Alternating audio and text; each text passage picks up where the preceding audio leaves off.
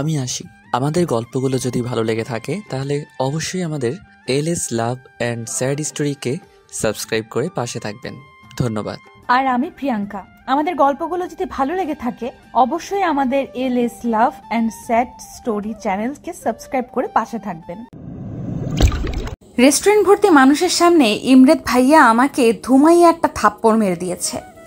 আমি গালে হাত দিয়ে চোখ নিচু করে দাঁড়িয়ে আছি, আর এক হাত দিয়ে চোখের জল মুছছি। পুরো নাম আদ্রিস চৌধুরী ইমরেত। দেখতে মাশাআল্লাহ তাদের বংশের সবচেয়ে সুদর্শন পুরুষ, সাথে লম্বার দিক দিয়েও। বয়স 28 ওনার। অলওয়েজ গম্ভীর মুখের আর ফর্মাল লুকে থাকা ওনার অভ্যাস। কথা এত বেশি কমও বলে যে সব কথার ওনার হ্যাঁ বা না এর মধ্যেই শেষ। ওনার কথায় হেরফের যদি হয় ওনার বাড়িতে তাহলে তো ওই দিন যুদ্ধ লেগে যায়। দেশের সফল ব্যবসায়ী প্লাস ডাক্তার হওয়ার সুবাদে তিনি বিভিন্ন বিজনেসম্যানদের কাছ থেকে তার মেয়ের জামাই হওয়ার অনেক প্রস্তাবও পেয়েছে, কিন্তু উনি মনে হয় সালমান খানের পথ অনুসরণ করতে চান, অর্থাৎ আজীবন সিঙ্গেল থাকার পণ করে আছেন। আমি ফারা আক্তার নিধি, বয়স 19, এইবার অনার্স প্রথম বর্ষের স্টুডেন্ট। আমার বাবা মায়ের সাথে গ্রামে ছিলাম, কিন্তু গ্রামে যে মেয়েরা থাকে তাদের খুব দ্রুত বিয়ে দিয়ে দেয়। ওখানকার এক জমিদারের ছেলের রকি আমাকে একদিন স্কুলে যাওয়ার পথে দেখেছিল। সেই থেকে প্রচুর ডিস্টার্ব করতো, যেখানে সেখানে মারামারি করতো কেউ আমার সাথে কথা বলতে আসলে। ওর ভয়ে কেউ আমার সাথে মিশতো না। একদিন রকির বাবা বিয়ের প্রস্তাব নিয়ে আসে। না করে দিতে পারছে না, এই প্রস্তাব করলে আমার বাবা মায়ের গ্রামে থাকা মুশকিল হয়ে যাবে।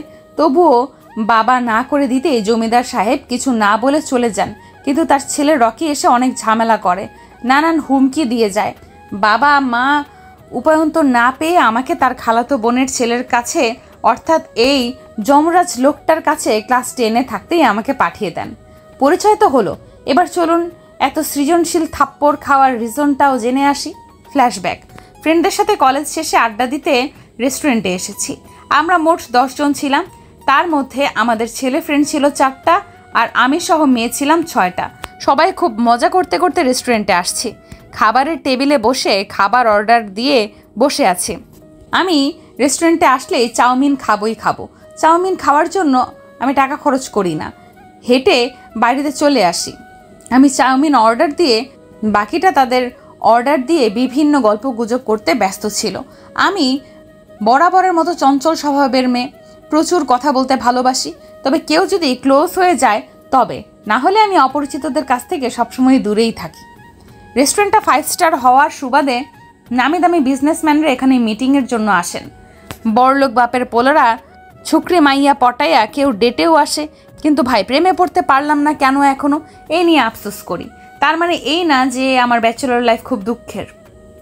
আমি আমার ব্যাচেলর লাইফ নিয়ে খুব খুশি, কিন্তু আশেপাশে লুতুপুতু কোনো প্রেম দেখলে মনে হয় আজ যদি কোনো বিএফ থাকতো, কিন্তু পরক্ষণেই ভেবে ফেলি যাক আল্লাহ বাঁচাইছে, এমন আপদ জীবনে নাই। ওয়েটার চাউমিন নিয়ে আসা দেখে আমি খুশিতে গদগদ হয়ে গেছি, কারণ চাউমিন দেখলে আমার মাথা ঠিক থাকে না। তবে সব সময় না, যখন ক্রেভিং জাগে তখন আর কি।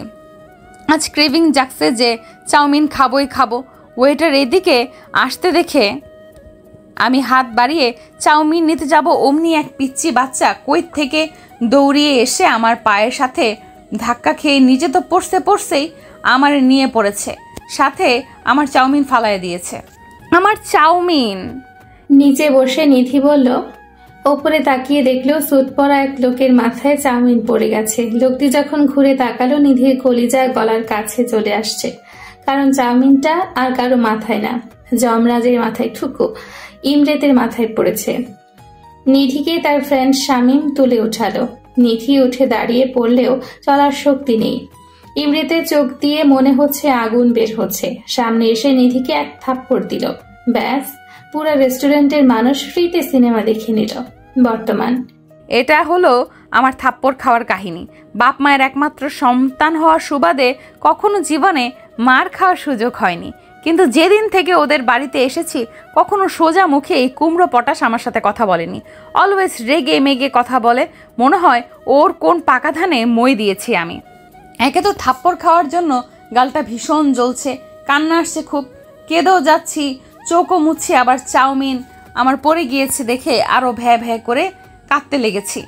বাসায় আসছে নিধি, কিন্তু ভেতরটা ধুকপুক করছে ভীষণভাবে। কারণ মার খেয়েছে বাইরে ঠিকই, কিন্তু বাড়িতে ওনারই। আবারও যদি থাপ্পড় মারে। থাপ্পড়ের কথা মনে হতেই অটোমেটিক গালে হাত চলে গেল নিধির। কোনো রকমে ভেতরে আসলো সে। পেছন দিক থেকে দুইটা পিচ্চি হাত নিধির কোমর ধরে বলল, ফুপি ধরে ফেলেছি। নিধি ফিক করে হেসে দিয়ে বলল, কে এমন দুঃসাহস করলো? আমি এই বাড়ির রাজকন্যা। বলেই সামনে এসে নিজের দুই হাত কোমরে রেখে বলল। নিধি বাচ্চাটাকে কোলে নিয়ে এই পাক দিয়ে বলল, কেমন আছে আমার রাজকন্যা? বলবো কেন? সকালে না দেখা দিয়ে তুমি চলে গেছিলে কেন? পিচি বলে উঠল, সরি পরি, আমি আসলে যখন তোমার ঘরে যাই তখন তুমি ঘুমিয়েছিলে, তাই আমি না ডেকেই চলে আসি। নিধি মাসুমের মতো মুখ করে বলল, আচ্ছা আচ্ছা থাক, আমাকে ইমোজির মতো ব্ল্যাকমেল করতে হবে না। পিচিটা বলল, ইমোজি আবার কি? নিধি অবাক হয়ে বলে উঠল, ও মা, তুমি ইমোজি চিনো না? মা যখন রাগ করে, বাবা তখন এইভাবে ইমোজির মতো ব্ল্যাকমেল করে। পিচি বলল। এতক্ষণে নিধি বুঝতে পারলো ও কিসের কথা বলছে। মামুনি, ওটা ইমোজি না, ইমোশনাল ব্ল্যাকমেল হবে। মাথায় হাত দিয়ে, ওই হলো ব্ল্যাকমেল আছে তো নাকি? মুখ ভেঙচিয়ে বলল পিচি। মাহি? পেছন থেকে ডাক পড়ল। জি, অর্থাৎ মাহি আমার জামার পেছনে লুকিয়ে পড়লো আর বলল, সামনে এসে 28 বছর বয়সী নারী আসলো। ইনি হলেন ভাবি, অর্থাৎ ইমরেদ ভাইয়ার ভাবি, মেহবুব ভাইয়ার বউ। ইমরেদ ভাইয়ারা দুই ভাই, বড়টার বউ হচ্ছে মেহবুব ভাই। মেহবুব ভাইয়ের বউয়ের নাম স্মৃতি ভাবি, ভীষণভাবে ভালো উনি। এই নিধি, মাহিকে দেখেছ? নুডলসের প্যাকেট খুলে গার্ডেনে যে ছড়িয়ে আসছে। আজ ওর একদিন কি আমার একদিন। নিধি কিছু বলতে যাবে তার আগে ভাবি খপ করে মাহির হাত সামনে টেনে নিয়ে আসলো। রাগী চোখে মেয়ের দিকে তাকালে মাহি টুপ করে তার মায়ের গালে চুমু খেয়ে বলল, সরি মা। এরকম কাজ করলে কেউ কি আর রেগে থাকতে পারে? স্মৃতি ভাবিও হেসে দিল। মায়ের হাসি দেখে মাহি এক দৌড় দিল। আরে আসতে বাবা, পড়ে চাপাতো। স্মৃতি বলল। নিধি মা মেয়ের মুহূর্ত উপভোগ করছিল। ইস, সে যখন গ্রামে থাকতো তার মায়ের সাথে কতই না দুষ্টুমি করত। তুমি এমন গালে হাত দিয়ে আছো কেন? স্মৃতি ফ্রুকুচকে জিজ্ঞেস করলো। নিধি কি বলবে বুঝতে পারছে না, ভ্যাবাচাকা খেয়ে বসে আছে। আর বলবেই বা কি, যে তার গুণধর দেবর সামনে থাপ্পড় মেরেছে। মানে আজ র্যাক ছিল কলেজে, কাকে র্যাক দিয়েছিল কে জানি, তার জন্য থাপ্পড় আমি খেয়েছি। নিধি নিয়ে বিনিয়ে বলে উঠল। স্মৃতি গালের হাত সরিয়ে দেখলো 5টা আঙ্গুলের দাগ একদম বসে গেছে। ফর্সা মুখে মনে হচ্ছে লাল রক্ত জমাট বেঁধে গেছে। এ কি, কত জোরে মেরেছে তোমাকে? পুরো গালের কি অবস্থা। স্মৃতি আটকে উঠে বলল, আজ তোমার ভাইয়া আসুক, কোন বেয়াদবের দল এই হাল করেছে। ভার্সিটি যেয়ে সব কয়টাকে খবর নিতে বলবো। স্মৃতি ভাবি রেগে গিয়ে কথাগুলো বলল। তারপর আমার হাত টানতে টানতে ডাইনিংয়ের চেয়ারে বসিয়ে আইস প্যাক ধরে থাকলো। আসলে ভাবি আমাকে প্রচুর ভালোবাসে, আমার সব প্রয়োজন উনি এক নিমেষেই বুঝে যান। ক্লাস 10 থেকে আছি এই বাসায়, কিন্তু উনি আমার মায়ের মতন সব জিনিসের খেয়াল রাখে। আসলে মেহবুব ভাইয়া আর ইমরাত ভাইয়ার মা বাবা মারা যাওয়ার পর স্মৃতিভাবেই সংসারটা সামলে রেখেছে। এত নামি দামি মানুষ হয়েও এক চুল পরিমাণ অহংকার নেই। এমনকি স্মৃতিভাবির ফ্যামিলিও অনেক হাই ক্লাস, কিন্তু তাদের পিতা মাতার মন একদম পানির মতো পরিষ্কার, কোনো ভেজাল নেই। রাতের বেলা ইমরাত ভাইয়া হসপিটালের ডিউটি সেরে বাসায় আসছে। মেহবুব ভাইয়া অফিস থেকে ফিরে এসেছে। মাহি বসে আছে আর সবার জন্য অপেক্ষা করছে। শেষ হয়ে দুই ভাই নামলো। স্মৃতি খাবার সার্ভ করছে, যে যা চেয়ারে অবস্থান করলো। নিধি কই? মেহবুব দেখতে না পেয়ে জিজ্ঞেস করে বসলো। নিধির খুব জ্বর, আমি খাবার খাইয়ে ওষুধ খাইয়ে আসছি। স্মৃতি বলল। সে কি, জ্বর হলো কিভাবে? মেহবুব অবাক হয়ে বলল, মার খেয়ে জ্বর আসছে। স্মৃতি বলল, কে মেরেছে? মেহবুব একটু মৃদু চিৎকার দিয়ে বলল, আমি মেরেছি। ইমরেদ গম্ভীর মুখে বলে উঠল।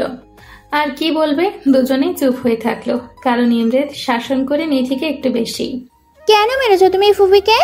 মাহি চোখ পাকিয়ে জিজ্ঞেস করলো। কারণ তোমার ফুপি ভুল করেছে, এখন কথা না বলে চুপচাপ খাও। ইমরেদ খাবার মুখে গুজে দিয়ে বলল। মাহি মুখ ভেঙচি দিয়ে তার মায়ের হাত থেকে খাবার খাচ্ছে। গভীর রাতে নিধির মনে হলো তার গালে কেউ হাত বোলাচ্ছে, নরম স্পর্শ পাচ্ছে, কিন্তু জ্বরের জন্য চোখ খুলতে পারছে না সে।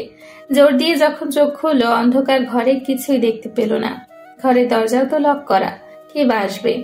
আপনি খুব খারাপ ইমরেদ ভাইয়া, আপনার হাতের মার খাওয়ার জন্য আমি জ্বরে ভুগতেছি। দেখেন আপনার বউ হবে যখন, ওর হাতে মার খেয়ে আপনিও জ্বরে ভুগবেন।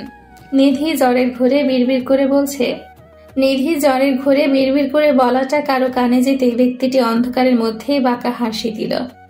সকালবেলা নিধির ঘুম ভাঙল বেলা 12টা।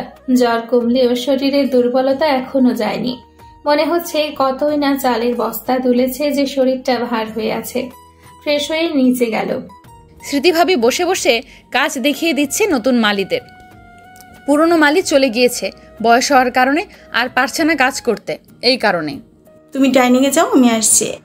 স্মৃতিভাবী বলল। আমি মাথা নাড়িয়ে চলে গেলাম। কিছুক্ষণ বাদে সামনে পরোটা দিল ভাবি, কিন্তু মুখে দিতেই তিতা লাগলো। মনে হয় জ্বরের মুখে, এই জন্য খেতে পারলাম না। তখন ভাবি স্যুপ করে দিল। মাহিও স্কুলে গেছে, নয়তো ওর সাথে মজা করা যেত। কল বাজছে, দেখলাম শামীম ফোন দিয়েছে। বল। নিধি বলল, জ্বর হয়েছে রে, এই জন্য আসিনি। নিধি ক্ষীণ কণ্ঠে বলে উঠল। এদিকে একটা আননোন নাম্বার থেকে নিধির ফোনে কল এসেই চলেছে। নিধি দেখেও অ্যাভয়েড করলো, যেহেতু চিনে না, দেখেও কি হবে। বেশ কিছুক্ষণ কথোপকথন চলল।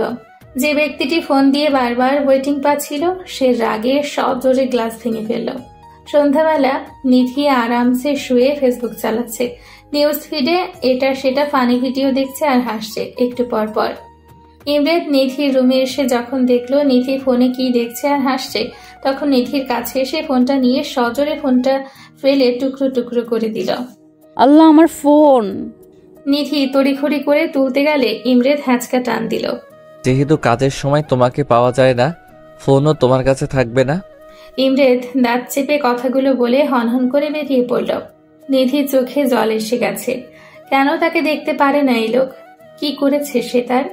ভাঙা ফোন হাতে নিয়ে বসে বসে কাঁদছে নিধি। নিধি অনেকক্ষণ যাবৎ ঘর থেকে বের হয়নি, আর বের হবে। নিজে নিজে বকবক করছে আর চোখের জল মুছছে নিধি। এদিকে ইমরেদ নিজের রাগ সংযত করতে পারছে না, দেখে ওয়াশরুমে চলে গিয়েছে। গোসল করে বেরোনোর পর একটু হালকা লাগছে, তবে নিধির ফোন ওয়েটিং এর কথা মনে পড়তেই আবারও মাথায় রাগটা ফুলে উঠছে। রাতের বেলা ডাইনিং এ যেয়ে ইমরেদ দেখলো নিধি খেতে আসেনি। নিধি কই? ইমরেদ গম্ভীর মুখে স্মৃতিকে প্রশ্ন করলো। ভাই, ও আসবে না, তুই খেয়ে নে। ঘরে বসে মাহি আর নিধি মিকি মাউস খেলতেছে। মেহবুব বলে উঠল স্মৃতি বলার আগেই। রাগে গাটা আরো রিরি করে উঠল ইমরেদের। কোনো রকমে দাঁতে দাঁত চেপে মুখের ভেতরে খাবার গুজে উপরে চলে গেল। এদিকে মেহবুবের নজর গেল স্মৃতির শাড়ি ভেদ করে পেটের ওপর। চট করে শয়তানি করার বুদ্ধি মাথায় আসলো তার। পানি হাতে নিয়ে স্মৃতির পেটে হাত রাখলো মেহবুব। এরকম আক্রমণে স্মৃতি চিৎকার দিতে যেয়েও থেমে গেল। বুঝলো বাহিরে আছে, চিৎকার দিলে খারাপ দেখায়। কটমট করে মেহবুবের দিকে তাকালে সে খুব মনোযোগ দিয়ে চিকেন খাচ্ছে। এদিকে মেহবুব ভেজা হাত সরায়ও না, ভেতরে ভেতরে পৈশাচিক আনন্দ নিচ্ছে। স্মৃতি টেবিলের নিচ দিয়ে দিল এক গুঁতো মেহবুবের পায়ে। মেহবুব ব্যথাতে বলে উঠল।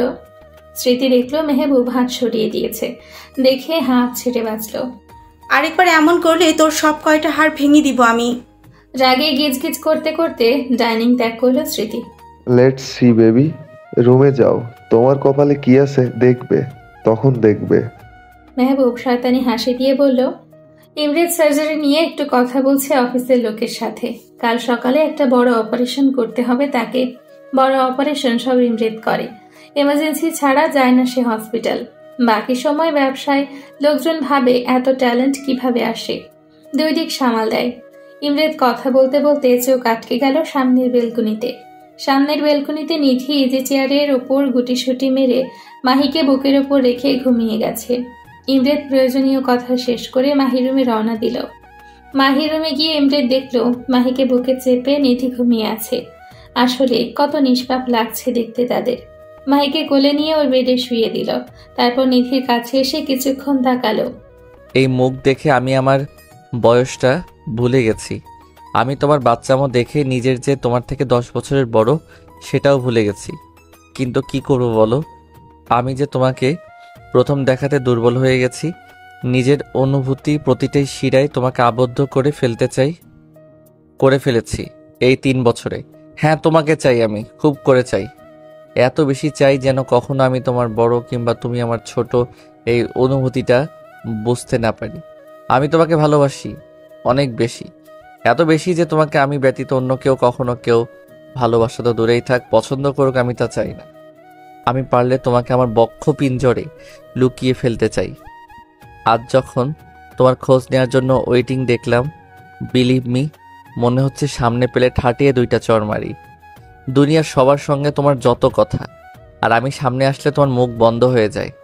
আমার অনুভূতির তোমার চোখে পড়তে দেই না, আমি জানি, কিন্তু খুব শীঘ্রই তোমাকে আমার অনুভূতির সাথে পরিচয় করাবো। নিধিকে কোলে তুলে মাহির পাশে শুয়ে দিল। কথাগুলো নিধির শুনতে পেত, কিন্তু ঘুমের জন্য তার হুঁশই নেই। কেউ তাকে তার অজান্তেই এত বেশি কেউ চেয়ে ফেলেছে। নিধির কপালে চুল সরিয়ে মাথায় চুমু দিয়ে দুজনের গায়ে চাদর দিয়ে লাইট অফ করে ইমরেত চলে গেল। স্মৃতি ঘুমাতে পারছে না। যখন সে বেডে ঘুমাচ্ছে, মেহবুব তার গায়ে পানির ছিটা মারছে। দেখলো কোনো উপায়ন্তর নাই। নিজের রুমে থেকে চাদর নিয়ে বারান্দায় চলে গেল।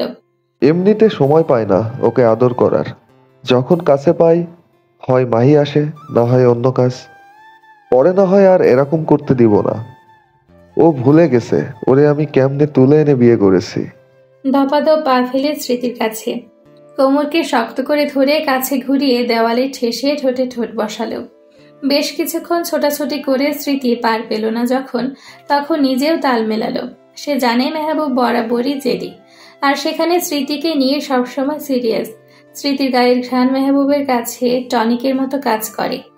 স্মৃতিকে কোলে তুলে ভালোবাসার রাজ্যে ডুব দিল মেহবুব। সকালবেলা নিধি নিজেকে বেডে পেয়ে একটু অবাক হলো। সে তো ছিল মাহিকে নিয়ে বারান্দায়, এখানে কিভাবে এলো? মাহির দিকে তাকিয়ে দেখে সে এখনো ঘুমে কাদা। 4 বছরের মাহি, তার মা বাবার মতো গায়ের রং পেয়েছে, দেখতেও পুতুল। মাহির কপালে চুমু দিয়ে নিজের রুমে গেল ফ্রেশ হতে। ইমরেত তাড়াতাড়ি নাস্তা সেরে সার্জারির জন্য বেরিয়ে পড়েছে সকাল সকাল। মেহবুব এখনো স্মৃতিকে জড়িয়ে ধরে ঘুমিয়ে আছে। কিছুক্ষণ আগে মেহবুবকে ঠেলে উঠতে যেয়ে স্মৃতি 1 দফা কামড় খেয়ে শুয়ে আছে। আরেকবার যদি এরকম করো, গতকাল রাতে যেমন রেস্ট দিই নাই, আর সারাদিনও তাই হবে। এই বলে মেহবুব স্মৃতির বুকে মুখ গুজে ঘুম। স্মৃতি মনে মনে গালি দিলেও মেহবুবের দিকে তাকিয়ে একটা প্রশান্তির হাসি দিল সে। সকালে নিধি উঠে সবার জন্য নাস্তা বানালো। ভাবলো সবাইকে চমক দিয়ে দিবে যে সেও পারে। এদিকে নিধি ফ্রেশ হয়ে ক্যাম্পাসে যায়, আর সেখানে যোগাযোগ করে হোস্টেলের সিট ফাঁকা আছে কিনা খোঁজ খবর নেয়। বন্ধুরা ফোন দিয়ে পায় না নিধিকে, এজন্য জিজ্ঞেস করছে ফোন অফ কেন। কি বলবে বুঝতে না পেরে নিধি কথা কাটিয়ে অন্য কথা তুলে ব্যস্ত হয়ে পড়ল। ইমরেত সার্জারি শেষে ফ্রেশ মুড নিয়ে কেবিনে আসছে। তার অপারেশন সাকসেস হয়েছে, এমন কোনো রেকর্ড নাই যে সে হিট করে নাই। কোনো অপারেশন তার আনসাকসেসফুল হয়নি। বেচারি গান না শুনে থাকতে পারে না। ফোন নাই কিভাবে যে আছে। বাসার লোকের সাথে সে ল্যান্ডলাইনে কথা বলল। আমার দেয়া ফোন নিবে না জানে সে, স্মৃতি ভাবিকে দিয়ে দেয়াবে। বাঁকা হাসি দিয়ে ভাবছি ইমরেত। ফোন বাজছে ইমরেতের।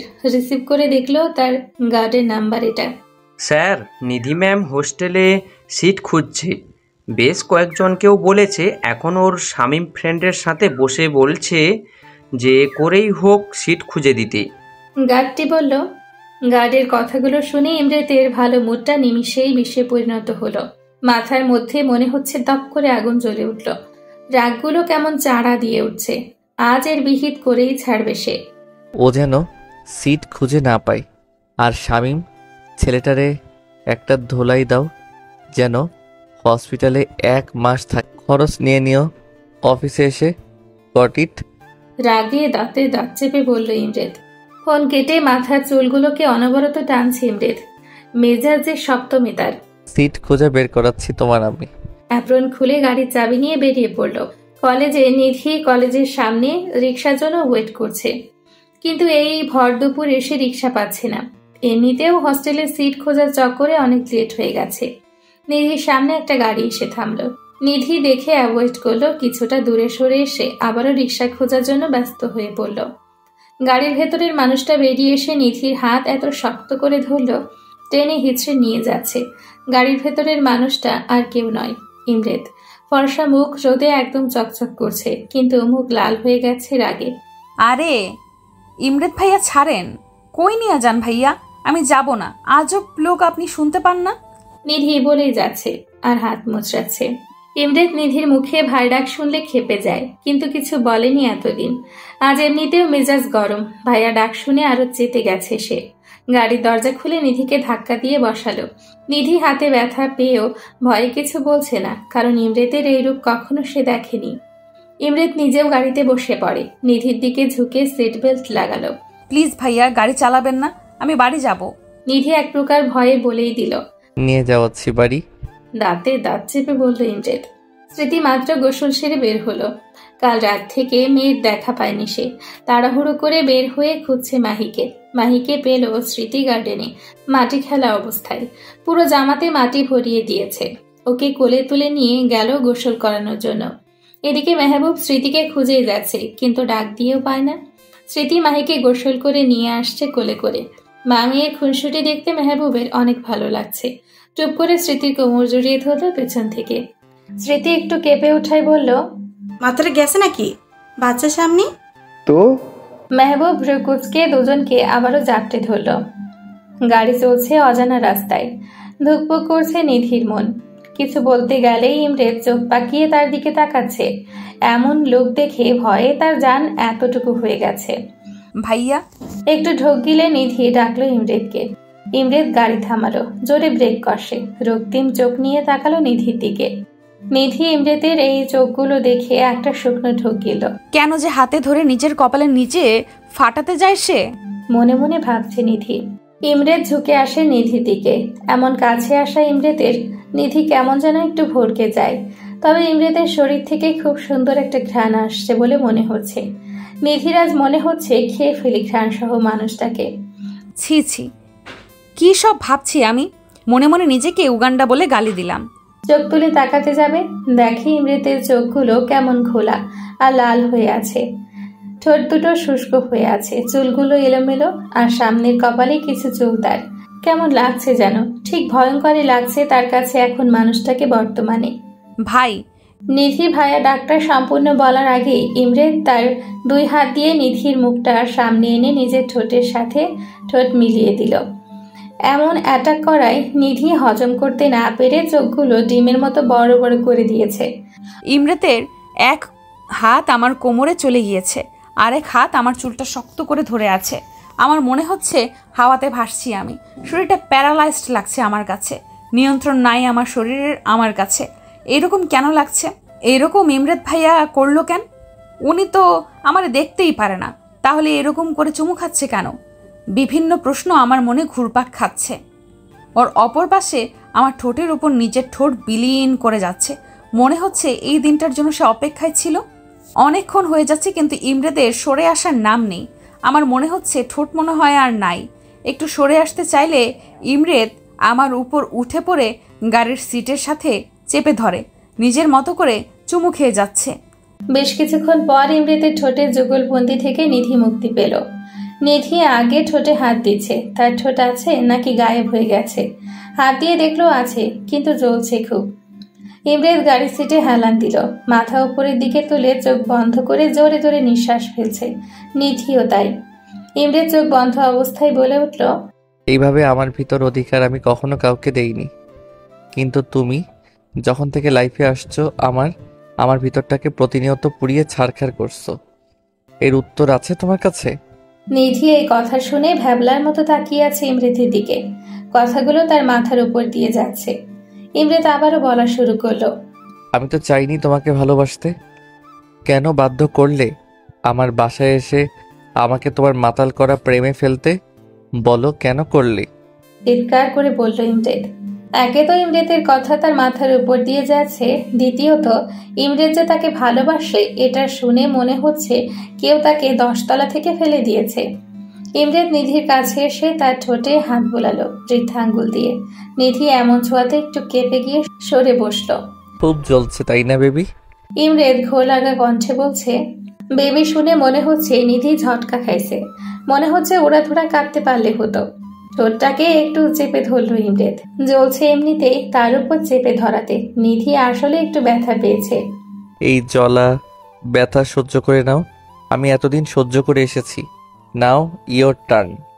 যে দহনে আমি পড়েছি বা পুড়ছি, এখন আমার এই আক্রমণগুলো দিয়ে তোমাকে মারবো। ইমরেদ কথাগুলো বলে ফোনে কাকে কল দিল। কাজ হয়েছে?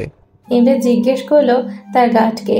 গুড জব বলে ফোন কেটে দিল ইমরেদ। আবারও নিধির দিকে তাকালো। সে চুপচাপ বসে আছে। প্রশ্ন অনেক চলছে তার মনে, কিন্তু জিজ্ঞেস করার সাহস সে পাচ্ছে না। ছোট মাথাতে এত চাপ নিও না। চাপ নিতে এতই ইচ্ছা হইলে আমাকে নাও, আমাকে নিয়ে ভাবো, বাট ডোন্ট ইউ থিঙ্ক সেখানে আমার জায়গাতে ভুল করে অন্য কারো বিচরণ হোক। আর ভাইয়া ডাকার এই বোকামিটা নেক্সট টাইম করবা না, আদারওয়াইজ এর থেকে রেজাল্ট খারাপ করে দিব তোমার। আর জাস্ট কেবল তো শুরু, তোমার কাছে এই সব আমার অনুভূতির সংমিশ্রণগুলো তুমি এখন থেকে টের পাবে। বাঁকা হেসে গাড়ি চালালো ইমরেদ। আল্লাহ সব ছেড়ে মানুষরূপী ডাক্তার দানব আমার উপরে আছাড় খেয়ে পড়ল।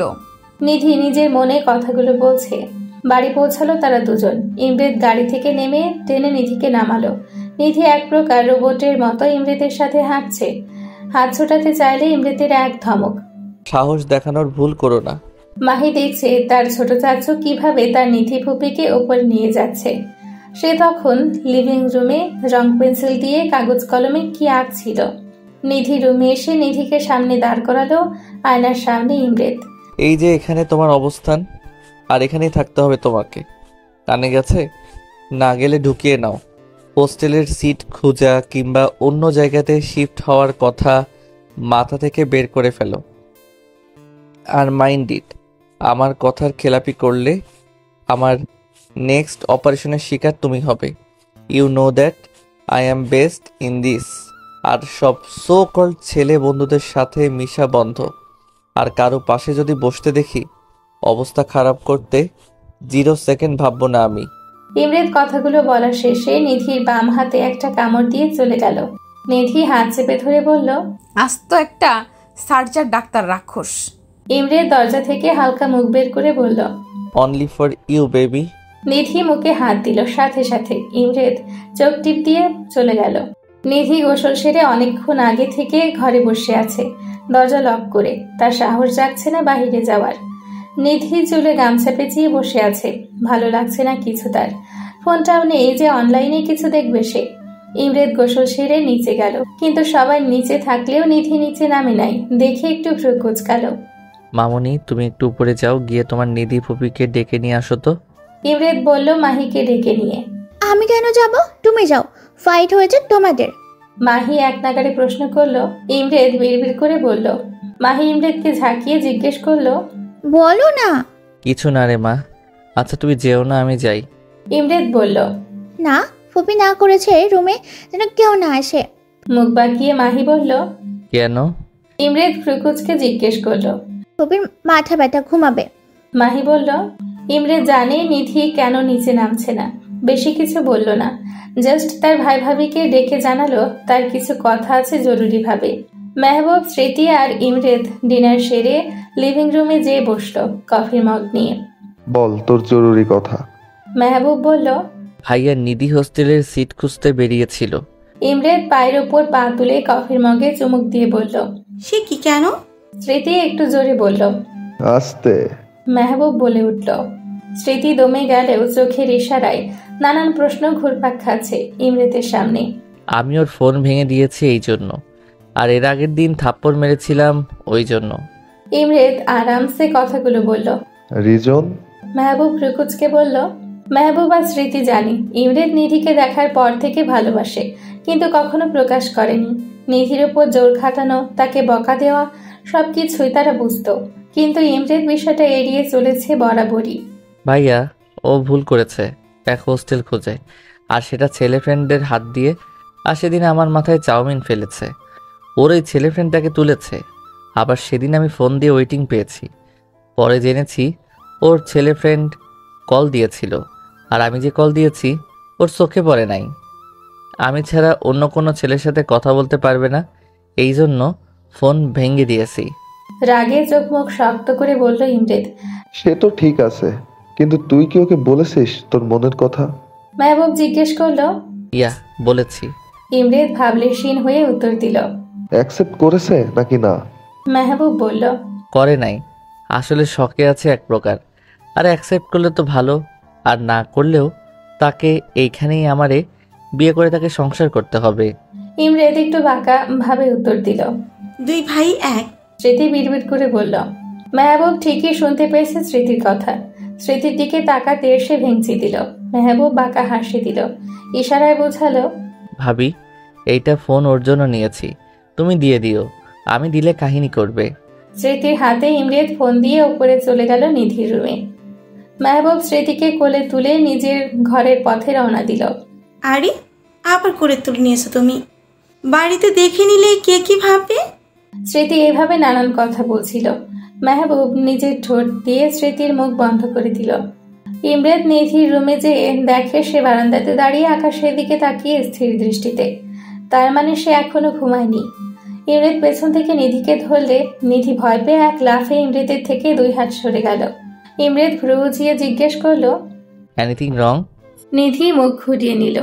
আপাতত এখান থেকে কেটে পড়তে পারলেই ভালো হবে, এই মানুষটার সাথে কথা বলতে ভালো লাগে না। কাম। ইমরেদ হাত দিয়ে কাছে ডাকছে নিধিকে। নিধি মুখ উঁচিয়ে ভেঙচি দিল যে সে যাবে না। ইমরেদ কটমট করে তাকালেও নিধি নজর স্থির তার নিজের পায়ের দিকে। ইমরেদ কাছে যেয়ে নিধির কোমর চেপে উপরে তুলল। নিধি হকচকিয়ে তাল সামলানোর জন্য ইমরেদের টি শার্টের গলা ধরে আছে। এই কথা তো একেবারে কানে যায় না তোমার, তাই না? ইমরেদ রেগে জিজ্ঞেস করলো, আপনি যখন তখন এইভাবে কাছে আসেন কেন? একটু নামান আমাকে। নিধি বলল, আমি সবসময় নিজের মর্জি চলি, এটা হয়তো তুমি এতদিনে বুঝে গেছো। ইমরেদ ফ্রুকুজকে জিজ্ঞেস করলো, মাহি চলে আসবে প্লিজ ভাইয়া, ওর ঘুমানোর টাইমও হয়ে এসেছে। নিধি ভয়ে ভয়ে বলল, তো দেখবে তার চাচ্চু আর ফুপি কিভাবে রোম্যান্স করছে। নিধির কানে মুখ নিয়ে কথাগুলো বলল। নিধির এরকম নিঃশ্বাসের সাথে লড়াই করার ক্ষমতা নেই তার। কেমন যেন কুচকে গেল ইমরেদের বুকের মধ্যে। ইমরেদ আরেকটু শক্ত করে নিধির কোমরটা ধরল। নিচে আসো নাই কেন? তুই জানো না আমি তোমার জন্য অপেক্ষা করব? ইমরেদ একটু ঘোর লাগা কণ্ঠে কথাগুলো বলছে। আপনি ছিলেন যে এই জন্য যাইনি। নিধি মুখ ভেঙচে কথাগুলো বললেও ইমরেদের দিকে তাকিয়ে সে বুঝতে পারল ভুল সময়ে ভুল উত্তর দিয়ে ফেলেছে। সাথে সাথে মুখে হাত দিল। ইমরেদ নিধির মুখ থেকে তার হাতটা সরালো, ঠোঁটে হালকা স্পর্শ দিল। নিধির মনে হচ্ছে কেউ গলাটা চেপে ধরে আছে। ভালোবাসি খুব বেশি তোমায়। ইমরেদ ঘোর লাগানো কণ্ঠে অস্ফুট স্বরে বলে উঠল। ফুপি? মাহি চিৎকারে দুজন দুদিকে ছিটকে পড়ল। নিধি বুকে ফু দিচ্ছে নিজে, আর ইমরেদ নিধির ধাক্কা খাওয়াতে একটু রেগে কিছু বলতে যাবে, তার আগে আবারও আওয়াজ। কই তুমি ফুপি? আমি ঘুমাবো, ভয় লাগে তো। মাহি বলছে। নিধি তড়িৎ গতিতে মাহির কাছে গেল আর কোলে তুলে নিল ওকে। নিজেরে ভাতিজি দেখি শাশুর প্রেমের কারণে হাড্ডি হচ্ছে, বিয়ে হলে দেখা যাবে না। নিধি মাহিকে নিয়ে ঘুমাবে বাসর ঘরে। ইমরেদ নিজে নিজে বলল। ইমরেদ যাওয়ার সময় নিধিকে শাসিয়ে গেল। সে আরেকবার হাতের কাছে পড়লে খবর আছে। সকালবেলা সবাই ডানিয়ে নাস্তা খাচ্ছিল, এমন সময় উপস্থিত হলো নিধির বাবা মা। নিধি ওর বাবা মাকে দেখে জড়িয়ে ধরল তাদের। অনেকদিন পর দেখে মনে হচ্ছে কেঁদে দিয়েছে। ঈদে যেতে পারেনি ওই জমিদারের ছেলের জন্য। কেমন আছিস? নিধির মা জিজ্ঞেস করলো। ভালো, তোমাদের দেখে অনেক ভালো হয়ে গেছি। নিধি ওর মাকে বলল। এইভাবে নানান কথা হচ্ছিল। ইমরেদ নিধির এমন খুশি মুখ দেখতে চেয়েছিল, কিন্তু বুকের কোণে কোথাও যেন মনে হচ্ছে ব্যথা হচ্ছে। তার চিন্তা, নিধির বাবা মা এসেছে, এখন যদি নিধিকে নিয়ে চলে যায়, সে তো থাকতে পারবে না নিধিকে ছাড়া। নিঃশ্বাসটা আটকে আসছে গলার কাছে ইমরেদের। নিধির বাবা মা এখানে এসেছে কারণ নিধির বাবার সরকারি কাজ আটকে পড়ে আছে, সেটা দেখতে এসেছে। মা, আমি বাড়ি যাব তোমাদের সাথে। নিধি ওর মাকে বলল। ইমরেদ কটমট করে তাকালে নিধি ওর মায়ের পিছে একটু মুখ লুকালো। স্মৃতি ইশারায় ইমরেদকে শান্ত হতে বলে। কেন, আমার বোনের কি এখানে ভালো লাগছে না? মেহবুব জিজ্ঞেস করলো নিধিকে। নিধি মুচকি হাসলো। ইমরেদ উপরে গেল। কিছুক্ষণ পর নিধিকে ডাকলো। আমার কফি কই নিধি? ইমরেদ বলল, সকালে প্রতিদিন ইমরেদের কফি দেওয়া নিধির কাজ। আসলে নিধি আসার পর এখানে নিধি ইমরেতেকে কফি দেয় আন্টি। স্মৃতি ইমরিতের রাগ সম্পর্কে অবগত। সে কেন ডাকছে নিধিকে এখন ভালো মতো বুঝেছে। এখন নিধি না উঠলে যে তাণ্ডব করবে সে সেটা বুঝতে পেরেছে, তাই কথাগুলো বলল। যা দিয়ে আয় কফি, ইমরিত বাবা চাইছে। নিধির বাবা উত্তর দিল। নিধি দেখলো উপায় অন্তর নেই, তখন ভয়ে ভয়ে কফি বানিয়ে ইমরিতের ঘরে রওনা দিল। নিজের বুকে ফু দিল যেন যমরাজ তার জমগিরি না তুলে। স্মৃতি, মেহবুব, রফিক এবং রুবার সবাই নিচে কথা বলছে। নিধির বাবা মায়ের নাম। মাহি বসে আছে নিধির মায়ের কোলে। আসলে আঙ্কেল, আপনার সাথে একটু জরুরি কথা ছিল। মেহবুব বলে উঠল। লিভিং রুমে মেহবুব, স্মৃতি আর নিধির বাবা মা বসে আছেন। মাহি বাহিরে তার নানির সাথে খেলছে। হ্যাঁ বাবা বলো। নিধির বাবা চায়ের কাপ টেবিলে রেখে বলল। নিধির বিয়ে শাদির কথা কি কিছু ভাবছেন? মেহবুব জিজ্ঞেস করলো। আসলে বাবা, বিয়ে তো অনেক আসছে, কিন্তু জমিদারের ছেলের জন্য সবগুলো ভেঙে যাচ্ছে। যে প্রস্তাব দিচ্ছে সে পরিবারকে মারার হুমকি সে দিয়ে আসছে। নিধির বাবা একটু চিন্তিত স্বরে বলল। না জানি আমার মেয়েটার কপালে কি আছে। নিধির মা হতাশ সুরে বলল। নিধির বিয়ে আমি আমার ভাই ইমরেতের সাথে দিতে চাই।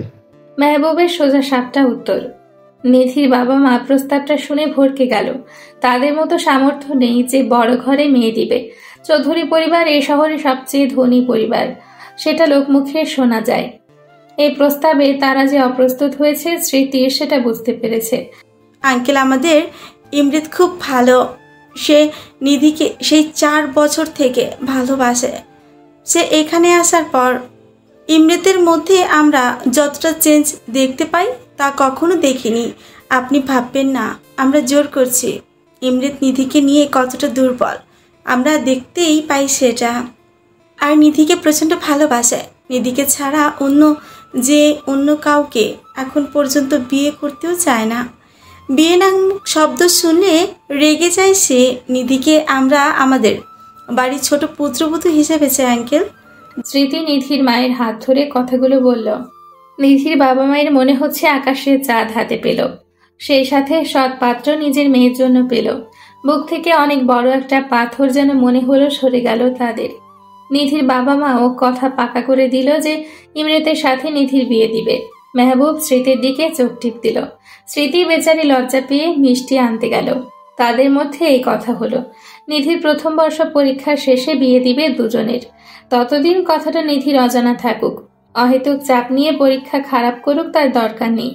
ইমরেতের রুমে নিধি কফি নিয়ে গেছে। রুমে নক করলো, কিন্তু রেসপন্স না আসাতে ফিরে আসতে গেলে নিধিকে টেনে ইমরেত রুমের ভেতরে নিয়ে দরজা লক করে দিল। এভাবে হ্যাঁচকা টান পড়াতে নিধির হাত থেকে কফির মগ পড়ে ভেঙে গেছে। আরে দিলেন তো মগটা ভেঙে। নিধি মুখ না তুলে কফির মগের দিকে তাকিয়ে কথাগুলো বলল। ইমরেতের সারা শব্দ না পেয়ে নিধি যখন মুখ তুলে উপরে তাকালো তখন ইমরেতের মুখটার দিকে তাকালো। ইমরেতের মুখ দেখে সে ভীষণ ভয় পেয়ে গেল। ইমরেতের মুখ ভীষণ লাল, দেখে মনে হচ্ছে মাথায় খুন চেপে আছে তার। ইমরেতকে এভাবে দেখে নিধির ভয়ে হাত পা ঠান্ডা হয়ে আসছে, সরতে পারছে না। সাহস কি করে হয় তোমার বাড়ি যাওয়ার নাম নেয়ার? আমি যে না করেছিলাম তুমি শুনতে পাওনি? আমি যে তোমাকে ছাড়া কিছু ভাবতে পারি না, থাকতে পারি না, এটা কি বোঝো না তুমি? ইমরেত চিৎকার করে বলছে। দেখুন। নিধি তোতলাতে তোতলাতে বলল। কি দেখবো বলো, বলো কি দেখবো? আরো জোরে চিৎকার করে বলছে ইমরেত। ভাগ্যিস বড়লোক ইমরেতের রুমে দরজা সাউন্ড প্রুফ। আমি কি আমার বাবা মায়ের বাড়ি যেতে পারি না? ভয়ে ভয়ে বলল নিধি। না পারো না তুমি। তুমি বিহীন আমার শ্বাসটা যে আটকে আসে, এটা কি বোঝো না তুমি? আবারও চিল্লিয়ে বলছে ইমরেত। আপনি আমার উপর এইভাবে অধিকার দেখাতে পারেন না। নিধি বলে উঠল। অধিকার? অধিকার চিনাস তুই আমারে? আর এই ডিয়েট তোর উপরে তোর অধিকার নাই কোনো। তোর উপরে এই ইমরেত চৌধুরীর অধিকার শুধু। নিধির কোমর শক্ত করে চেপে ধরে। নিধি ভয়ে আর কোনো কথাই বলতে পারছে না। এই ইমরেত নামক প্রাণীটাকে সে অসম্ভব ভয় পায়। কেন এইভাবে পুরাচ্ছ আমায়? যখন পুরাচ্ছ তুমি, এর মলমও তুমি হবে। এই দহনে তোমাকেও মারবো আমি, আর সেখানে তোমার মর্জি হোক বা না হোক। ইমরেত শান্ত স্বরে বলল। ইমরেত তার কোমরটা অনেক শক্তভাবে চেপে আছে। মনে হচ্ছে তার আঙ্গুল ডেবে যেয়ে নিধির জামার ভেদ করে ভেতরে ঢুকে যাবে। ভাই, আমার পুরো কথা শেষ হওয়ার আগে ইমরেত আমার ঠোঁটে নিজের ঠোঁট বসিয়ে দিল। নিধি ঝট করে চোখ বন্ধ করে নিল। ইমরেত অনেক রুডলি কিস করছে। আমার ঠোঁটের চামড়া মনে হচ্ছে উঠে গেছে। কান্না আসছে না কেন আমার? কেন বুকটা ধকধক করছে আমার এমন চুমুতে? কেন সরাতে পারছি না? অপরদিকে ইমরেত কোন নেশায় জড়ালো সে। কেন এই নিধি নামক নেশাতে মেতে উঠেছে, ছোটাতে চাইছে না, আরো তীব্রভাবে তার সাথে নিজেকে গ্রাস করে ফেলছে। হ্যাঁ, আমার নিধিকে চাই, যেইভাবে হোক চাই। সে না চাইলেও তাকে আমার চাই। আমি যে তুমিতে আসক্ত। চুমু দিতে দিতে ক্লান্ত হলেও ইমরেত ঠোঁট ছাড়ে নাই আমার, শুষে নিচ্ছে। এইদিকে আমার শ্বাস আটকে গেছে মনে হচ্ছে। বেশ অনেকক্ষণ পর ইমরেতের নিধির ঠোঁট ছাড়ল। দুজনে খুব জোরে জোরে নিঃশ্বাস ফেলছে। ইমরেত শান্ত হয়ে গেলেও নিধির নিঃশ্বাস এখনো ঘন ঘন পড়ছে। ইমরেত নিধির শরীরের সাথে মিশিয়ে নিল আরেকটু নিবিড় ভাবে। এই বাবু, এইভাবে শ্বাস ফেলে কেউ? আমি আর পারছি না তোমাকে ছাড়া নিজেরে নিয়ে ভাবতে। ইমরেতের ঘোর লাগানো কণ্ঠ শুনে নিধির শরীরের পশম মনে হচ্ছে দাঁড়িয়ে গেল। এইভাবে নিঃশ্বাস নিলে লোকে কি ভাববে? লোকদের ভাবনা I don't care, I only care about you. Imret নিধির কানে কথাটা বলল। শুনুন, তুতলে বলছে নিধি চোখ বন্ধ করে। নিচে যে সাফ মানা করবে যে তুমি যাচ্ছ না তাদের সাথে। যদি আমার কথার অপোজিট করো, আমি নিজেও জানি না তোমার কি করব আমি। ইমরেত চোখ মুখ শক্ত করে বলল। নিধি ঠোঁট মুছে দিল ইমরেত আলতো করে। নিধি এমন ছোঁয়াতে শিউরে উঠল। নিধি বাইরে যাওয়ার জন্য পা বাড়ালে ইমরেত পেছন থেকে নিধিকে ধরে ওর ঘাড়ে মুখ ডোবায়। নিধি থরথর করে কাঁদছে। তোমার ঘ্রাণে, তোমার ঠোঁটে, তোমার চুলে মাদকতা কাজ করে আমার জন্য। আর এই মাদকতাতে আমি তীব্রভাবে আসক্ত। ছুটবে না কখনো, আর না আমি ছোটাতে চাই। নিধির ঘাড়ে মুখ রেখে বলল ইমরেত। নিধি যখন নিচে নামে তখন দেখে ইমরেত খুব আয়েশ করে যমরাজ লুকে সবার সাথে খোশ গল্প শুনতে বেজে। আস্ত দানব, ঠোঁটটা কত ব্যথা করছে এখনো। নিধি অসহায়ের সাথে বিড়বিড় করলো। স্মৃতি নিধির ঠোঁটের দিকে নজর গেলে দেখে নিধির ঠোঁট অনেক ফোলা। ইমরেতের দিকে তাকিয়ে বুঝলো এই কিছু একটা করেছে। দুই ভাই একই, মানুষজন বোঝে না। মেহবুব মাহিকে কোল থেকে নামিয়ে স্মৃতির উদাম পেটে হাত দেয় সবার আড়ালে। স্মৃতি শিউরে উঠেও নিজেকে সামলে নিল। মেহবুবের দিকে রেগে তাকালেও মেহবুবের কোনো ভাবান্তর নেই, মনে হচ্ছে সে কিছুই করেনি। স্মৃতি হালকা করে হাত উঠিয়ে সবার মনোযোগের আড়ালে মেহবুবের পেটে দিল কোনো দিয়ে ধাক্কা। মেহবুব আউচ বলতে যেয়েও মুখে রেখে দিল ব্যথাটা, কারণ সামনে সবাই আছে। নিধি তার মায়ের পাশে গুটিসুটি মেরে বসে আছে। ইমরেত তার সামনে চেয়ারে পায়ের উপর পা তুলে কফি খাচ্ছে আর নিধির দিকে মগ্ন হয়ে আছে। নিধি আর চোখে তাকালেও বুঝতে দিচ্ছে না ইমরেতকে, কিন্তু ইমরেত নিধির আর চোখে দেখাটাকে বুঝতে পেরে বাঁকা হাসি দেয়। নিধির বাবা মাকে আর বলতে পারল না যে তাদের সাথে যেতে চায়। যখনই তার মাকে সে কিছু বলতে চাইছে তখনই ইমরেত তার দিকে চোখ রাঙিয়ে তাকাচ্ছে। বেচারা নিধি না গিলতে পারছে না ইমরেতকে হজম করতে পারছে। এদিকে স্মৃতি ইমরেতকে সবার আড়ালে হাসতে হাসতে নিয়ে যায়। যার জন্য এত আমার গম্ভীর মুখ দেব ডেসপারেট হয়ে আছে, তাকে সারা জীবন তোমার করার জন্য তার বাবা মা তোমার ভাইকে কথা দিয়ে দিয়েছে। ওনারা কথা না দিলেও আর স্মৃতি না চাইলেও আমি ঠিকই ওর প্রথম বর্ষের পরীক্ষার পর তুলে নিয়ে যে বিয়ে করতাম। ইমরেত সোজা স্টাইলে বাঁকা জবাব। দুই ভাই একই, তোমার ভাইয়ের মতোই হইলে বেচারি নিধির কপালে কি আছে? স্মৃতি জানালো ঠাট্টার সুরে। ওর কপাল ভালো আছে, একদম ডাবল রোলে পাচ্ছে হ্যান্ডসাম জামাইকে। ইমরেত নাক ফুলিয়ে বলল। স্মৃতি হেসে তাদের কাছে রওনা দিল। আর ইমরেতও খুশি, স্মৃতির বাবা মা সবকিছুই জানে আর কথাও দিয়েছে সে নিধি তার হবে। নিধির বাবার সরকারি যে কাজ আটকে ছিল, ইমরেত তার লোক দিয়ে ফাইল আইনিভাবে নিয়ে আসছে। সমস্যার সমাধানও হয়ে গিয়েছে। সন্ধ্যের দিকে নিধির বাবা মা সবাই চলে গেল। এমনিতেও নিধির বাবা মাকে এতদিন পর দেখতে পেয়েছে। জমিদারের ছেলের জন্য দেখতে যেতে পারে না গ্রামে। কান্নাকাটি করে বিদায় দেয় নিধি তার বাবা মাকে। নিধি নিজের চোখ ফুলিয়ে ফেলেছে। ইমরেত ইশারাতেই না করেছে কাঁদতে, কিন্তু নিধি যতবারই ইমরেতের দিকে তাকিয়েছে ততবারই আরো জোরে কেঁদেছে। মাহি বারবার এসে চোখ মুছে দিচ্ছে। ও ফুপি, তুমি কেঁদে দিলে কিন্তু আমিও কাঁদবো। সে জানায় মাহির এমন কথা শুনে নিধি মাহির সামনে না কাঁদলেও রুমে যেয়ে ঠিকই কাঁদছে। স্মৃতি রাতের খাবারের জন্য ডাকলে দেখে কাদার জন্য মাথা ভার হয়ে গেছে, এখন আর উঠতে পারে না। আমি খাবো না ভাবিপু প্লাস আপু, আমি ভালোবেসে ডাকি, তোমরা খেয়ে ঘুমাও, আমার মাথা ধরেছে। স্মৃতি নিচে এসে ইমরেতকে জানালো। ইমরেত জানায় তারা খেয়ে নিয়ে ঘুমিয়ে যেতে, নিধিকে উনি খাওয়াবে। ইমরেত অফিসের কিছু কাজ ছেড়ে হসপিটালের কিছু খোঁজ নিয়ে খাবার নিয়ে নিধির রুমে গেল। নিধির রুমে যেয়ে ইমরেতের শ্বাস আটকে যাওয়ার মতো অবস্থা। নিধির পরনের প্লাজো হাঁটু অবধি উঠে আছে, আর টি শার্টও উঠে আছে, হালকা ফর্সা পেটে দেখা যাচ্ছে, চুলগুলো এলোমেলো, কান্নার কারণে চোখে হালকা আর নাকটা অসম্ভব লাল হয়ে আছে নিধির। I have to control myself. নিজে নিজে বিড়বিড় করছে ইমরেত, কিন্তু যখনই নিধির দিকে তাকাচ্ছে সব উল্টে যাচ্ছে। 2-3টা বড় নিঃশ্বাস ফেলে নিধিকে ডাকলো ইমরেত। এই নিধি উঠো, খাও, খেয়ে মেডিসিন নিয়ে অফ যাও। ইমরেত ধীরে ধীরে বলল। নিধি ঘুমে বিভোর আর মাথা ব্যথায় ক্লান্ত থাকার কারণে ইমরেতের ডাকে সাড়া না দিয়ে পেট উল্টে দিল। পিঠ থেকে টি শার্টটা আরেকটু উঠে গেছে, ইমরেতের চোখ বেরিয়ে আসার উপক্রম। এই মেয়ের দেখি হুঁশ নেই ঘুমানোর সময়।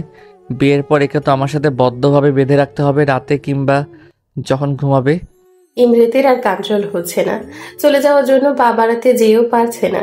সে একটা একটা করে পা ফেলে নিধির কাছে গেল। নিধির পিঠের দিকে এক ধ্যানে তাকিয়ে আছে, চোখ আটকে গেল কোমরে থাকা লাল তিলে। ব্যাস, এটুকু ছিল কন্ট্রোললেস কেড়ে নেওয়ার জন্য ইমরেতের। আমি উপর হয়ে শুয়েছিলাম, ধীর পায়ে ইমরেত যেয়ে আমার পাশে বসলো। মাদকতা চোখ নিয়ে আমার তিলের দিকে এসে তাকিয়ে রয়েছে। ইমরেত যখন একটু ছুঁয়ে দিল আমার লাল তিলটার উপর আঙুল দিয়ে, তখন মনে হয় আমি ঘুমের মধ্যে কেঁপে উঠলাম। আমার কোমরের কাছে ইমরেতের ঠোঁট নিয়ে বেশ কয়েকটা চুমু দিয়ে আরও লাল তিলটাকে আরও রক্তাক্ত করে দিল, সাথে তিলের আশেপাশের জায়গাটাকেও। না খেয়ে ঘুমানোর শাস্তি প্লাস আমার ভালোবাসা। বাঁকা হেসে ইমরেত কথাগুলো বলে। নিধির গায়ের উপর চাদর দিয়ে বেরিয়ে গেল। নিধি খেলো না দেখে নিজেও খেলো না। সকালবেলা, যেহেতু আজ শুক্রবার সবাই বাসায় থাকবে, নিধির ঘুম ভাঙলো বেলা 9টায়। নিজেকে ফ্রেশ করবে আপাতত সে, যেহেতু না খেয়ে ঘুমিয়েছে সে। নাড়ি ভুড়ি খাওয়ার জন্য পেট থেকে এখন খাও খাও করছে। নিধির মাথাটা হালকা ভার হয়ে থাকলেও ঘুমানোর ফলে ফ্রেশ লাগছে। পাশে টি টেবিলে চোখ গেল নিধির। সুন্দর ব্ল্যাক কালারের র্যাপিং পেপারে মোড়ানো কিছু একটার উপরে লেখা স্মৃতি। নিধি এক্সাইটেড হয়ে তাড়াতাড়ি করে খুলতে যেয়ে র্যাপিং পেপারের ধারে আঙ্গুল কেটে ফেলেছে বলে ও রক্ত বেরোচ্ছে দেখে। সেদিকে মাথা ব্যথা নেই, মুখে নিয়ে আঙ্গুলটাকে চুষে নিয়ে পুরো কভারটা খুলে দেখলো আইফোন 11 ম্যাক্স। নিধির মুখটা এত বড় হয়ে গেছে। খুশিতে নেচে দিল ফোন পেয়ে। কিছুক্ষণ নেচে দিল নিধি। ফোন বেডে রেখে নিধি গেল ফ্রেশ হতে। এতক্ষণ নিধি রুমে সিসিটিভি ফুটেজ দিয়ে দেখছিল ইমরেত তার ল্যাপটপের দ্বারা। নিধির এরকম বাচ্চামি দেখে সে 4 বছর আগে ঘায়েল হয়ে তার প্রেমে পড়েছিল। মুচকি হাসিতে ইমরেতকে দারুণ লাগে। যদি নিধি দেখতো। নিধি ওয়াশরুমে যেয়ে দেখলো জামা চেঞ্জ করার সময় কোমরের জায়গাতে তিলের অংশটুকু কেমন কালশিটে ভাবে লাল হয়েছে। মনে হচ্ছে কেউ ওই জায়গাটা ইচ্ছে মতো খুঁচাইছে, কিন্তু নাড়াচাড়া করে যখন হদিশ পেল না নিধি, তখন পাত্তা না দিয়ে ফ্রেশ হয়ে নিচে গেল সে। নিধি নিচে যেয়ে দেখলো স্মৃতি কিচেনে আজ রান্না করছে। আজকে তাহলে ভাইয়া কিছু আবদার করেছে, এই জন্য ভাবিবু সকাল সকাল আসছে। Thank you. স্মৃতিকে পেছন থেকে ধরে নিধি বলল। আচমকা ধরাতে স্মৃতি ভয় পেলেও নিধির বাচ্চামো দেখে হেসে দিল। তা কিসের জন্য থ্যাংক ইউ শুনি? স্মৃতি জিজ্ঞেস করলো। এই যে ফোন। নিধি হাতে থাকা ফোন দেখালো। নিধি বলল। স্মৃতি বুঝলো ইমরেত দিয়েছে তার নাম করে। গতকালই তো জানালো সে যে নিধিকে ফোন দিবে। তুমি কিভাবে জানলে ভাবিপু যে আমার ফোন ভেঙে গিয়েছে? নিধি ঠোঁট উল্টে জিজ্ঞেস করলো। আমাকে তুই ম্যাজিশিয়ান ডাকিস না, আমি আমার ম্যাজিক দিয়ে জেনে ফেলছি। স্মৃতি বলল। নিধিও ফিক করে হেসে স্মৃতিকে ধরল। নিধি স্মৃতিকে হেল্প করলো কিচেনে। ডাইনিং এ খাবার সাজালো। সবাই খেতে আসছে নিচে। ইমরেত নিধির দিকে তাকালো। যেমন নিধিকে প্রফুল্ল দেখাচ্ছে, মনে হয় কাল কেঁদেছেও। সবাই যখন খেতে বসলো, নিধি আর চোখে ইমরেতের দিকে তাকিয়ে ফোনটা লুকিয়ে ফেলল। না জানি এই যমরাজ এই ফোনটা ও খেয়ে দেয়। ইমরেত খেয়াল করলেও মনে মনে হাসল সে। নিধি মাহিকে কোলে নিয়ে নাস্তা খেতে বসলো লিভিং রুমে। খাওয়া শেষে সবাই লিভিং রুমে আড্ডা দিচ্ছে। নিধি মাহির সাথে খেলতে ব্যস্ত। ইমরেত নিধিকে দেখতে ব্যস্ত। আর মেহবুব স্মৃতিকে জ্বালাতে ব্যস্ত। এমন সময় এক ফ্যামিলি তাদের লিভিং রুমের এরিয়াতে উপস্থিত হয়। গার্ড এসে জানালো যখন ইমরেদকে, তখন সে পারমিশন করে আসার জন্য। ধনী পরিবার থেকে এসেছে তা বুঝলো তাদের গেটআপ দেখে। নিধি উঠে চলে গেল মাহিকে নিয়ে। সবাই নিজেদের মতো কুশলাদি করলো। ইমরেদ বসে নিজের ফোন গোতাচ্ছে। আসলে যে জন্য আমরা এসেছি সেটা বলি এখন। ভদ্রলোক জানালো। জি অবশ্যই বলুন। মেহবুব বলল, আসলে যে মেয়েটি এখান থেকে উঠে গেল তাকে আমার ছেলে কলেজে রাস্তা পার হওয়ার সময় দেখেছে। ইনফ্যাক্ট বিয়ে করার জন্য এক প্রকার অস্থির হয়ে গেছে। তাই ও মেয়ের জন্য আমার ছেলের বিয়ের প্রস্তাব এনেছি। আমার ছেলে আসতে চেয়েছিল কিন্তু ওর জরুরি বাইরে যাওয়া লাগবে, এজন্য আসতে পারেনি। ভদ্রলোক জানালো। নিধিকে মিন করতে ইমরেদ তখনই চোখ তুলে তাকিয়েছিল। যখন পুরো কথা শুনলো তখন রেগে আগুন হয়ে গেছে, চোখটাও লাল হয়ে গেছে। মেহবুব আর স্মৃতি একে অপরের মুখ চাওয়াচাওয়ি করছে আর ইমরেতের দিকে তাকাচ্ছে। Living room. ইমরেতের হাত মুঠো করে বসে আছে, কপালে ভর দিয়ে। মেজাজ তার সপ্তমে উঠে আছে। স্টপ ইট, চিল্লিয়ে বলল ইমরেত। ভদ্রলোকের বউ ইমরেতের এমন ধমক শুনে ভয়ে লাফিয়ে সোফার উপর পা তুলে উঠে বসে গেছে। স্মৃতিও ভয় পেয়ে গেছে। মেহবুব জানতো এমন কিছু হবে। সে তার ভাইকে বলল, রিল্যাক্স ছোট, ঠান্ডা মাথায় কথা বল। মেহবুবের শান্ত জবাব। কিভাবে শান্ত হয়ে উত্তর দিব? ওনারা কাকে নিয়ে কথা বলছেন? কার জন্য প্রস্তাব এনেছেন? দাঁতমুখ খিচে জবাব দিল Imret. I know but they are not aware of this ভাই। মেহবুব উত্তর দিল, I don't care, please say them to leave from here. আরো চিল্লিয়ে বলল ইমরেত। ওগো, এই ছেলে কি পাগল হয়ে গিয়েছে? এমন চিল্লিয়ে উঠছে কেন একটু পর পর? ভদ্রলোকের বউ জিজ্ঞেস করছে তার স্বামীকে। আহা চুপ করো তো। ভদ্রলোক বিরক্তিকর সুরে বলল। স্মৃতি এসেও ইমরেতকে সান্ত্বনা দিচ্ছে যে চুপ করতে। এই আপনারা এখনো বসে আছেন? উঠেন, যান এখান থেকে। ইমরেত চিল্লিয়ে বলছে। এমন চিল্লাপাল্লা শুনে মাহিকে ঘরে বসিয়ে আসলো কার্টুনের চ্যানেল দিয়ে, আর নিজে নেমে আসলো নিচে। নিধিকে নিচে দেখে ইমরেত মনে হচ্ছে আরো ক্ষেপে গেছে। তুমি নিচে নামছো কি জন্য? পা বেশি বড় হয়ে গেছে? সৌন্দর্য দেখাও সবাই রে। ইমরেত নিধির কাছে এসে জোরে জোরে কথাগুলো বলল। আরে এই লোক পাগল হয়ে গেল নাকি? আমি আবার কি করলাম? মনে মনে ভাবছে নিধি। নিধি তুই উপরে যা বল। স্মৃতি এসে বলল, কি হয়েছে বলবা তো? এমন করছো কেন সবাই তোমরা? নিধি অবাক হয়ে বলল, তোমার সবকিছু এত জানার শখ কেন? যেতে বলছে যেতে পারছো না? নাকি নিজে যে সুন্দরী এইটা নেচে গিয়ে সবাইকে দেখাতে হবে? একটা কথা কারো শুনো না? যত বড় হচ্ছে তত বেশি বুদ্ধি হাঁটুর কাছে যাচ্ছে। এত বেয়াদব কেন? তুমি কলেজে কি পড়তে যাও নাকি ছেলেদের নিজের রূপ দেখাতে যাও যে বাসায় প্রস্তাব আসে তোমার জন্য? ইমরেত চিল্লিয়ে বলছে। আচ্ছা, পাগলের ফ্যামিলিতে ছেলে আমার মেয়ে পছন্দ করলো? ভদ্রমহিলা বিরক্তির সুরে বলল, ইউ শাট ইওর মাউথ। আমার বাসায় আমার বউয়ের জন্য প্রস্তাব আনেন? আপনার সাহস তো কম না? বেরোন এখান থেকে, আউট। ইমরেত তাদের দিকে ঘুরে জোরে চিল্লিয়ে বলল। ভদ্রলোক তার বউকে নিয়ে সুরসুর করে বেরিয়ে গেল। আর তুমি ছেলেদের সাথে এত মেলামেশা কেন? নিজে যে মেয়ে সেটা কি ভুলে যাও? কতবার না করেছি মিশতে, বলো কতবার? আসলে আমারই ভুল হয়েছে। এমন অল্প বয়স্ক মেয়েকে আমি ভালোবেসেছি। মাথায় একটু বুদ্ধি নাই, ঢ্যাং ঢ্যাং করে নিচে নেমে চলে এসেছে। আরে ভাই, সামান্য তো নিজের বুদ্ধি কাজে লাগাও। ইমরেত নিধির বাহু ধরে কথাগুলো বলছে। নিধি চোখ দিয়ে গলগল করে পানি পড়ছে। এতগুলো কথা সে প্রথম শুনল ইমরেতের থেকে। হ্যাঁ, সে জানে ইমরেত তাকে দেখতে পারে না, কিন্তু তার মনে তাকে নিয়ে এত তিক্ততা। ছেলে বন্ধু কই তার? যে দুইটার সাথে কথা বলে তাদের অলরেডি গফ আছে। দুজনকে ভাই হিসেবে দেখে। যারা বিয়ের প্রস্তাব নিয়ে এসেছে তো এখানে তার কি দোষ? মানছে সে একটু কম বুদ্ধির মেয়ে, তাই বলে এত কথা শোনাবে তাকে? কয়দিন আগে সে না প্রেম নিবেদন করলো? তাকে নিয়ে সেও কিছু কিছু ভাবতে শুরু করেছিল। সব কি মোহ ছিল? নিধি মনে হচ্ছে আর দাঁড়িয়ে থাকতে পারছে না। ইমরেত কুল ডাউন, অনেক বলে ফেলেছ। স্মৃতি আর কিছু বলতে যাবে, যার আগে ইমরেত বাধা দিল। ওকে বলো আমার চোখের সামনে থেকে চলে যেতে।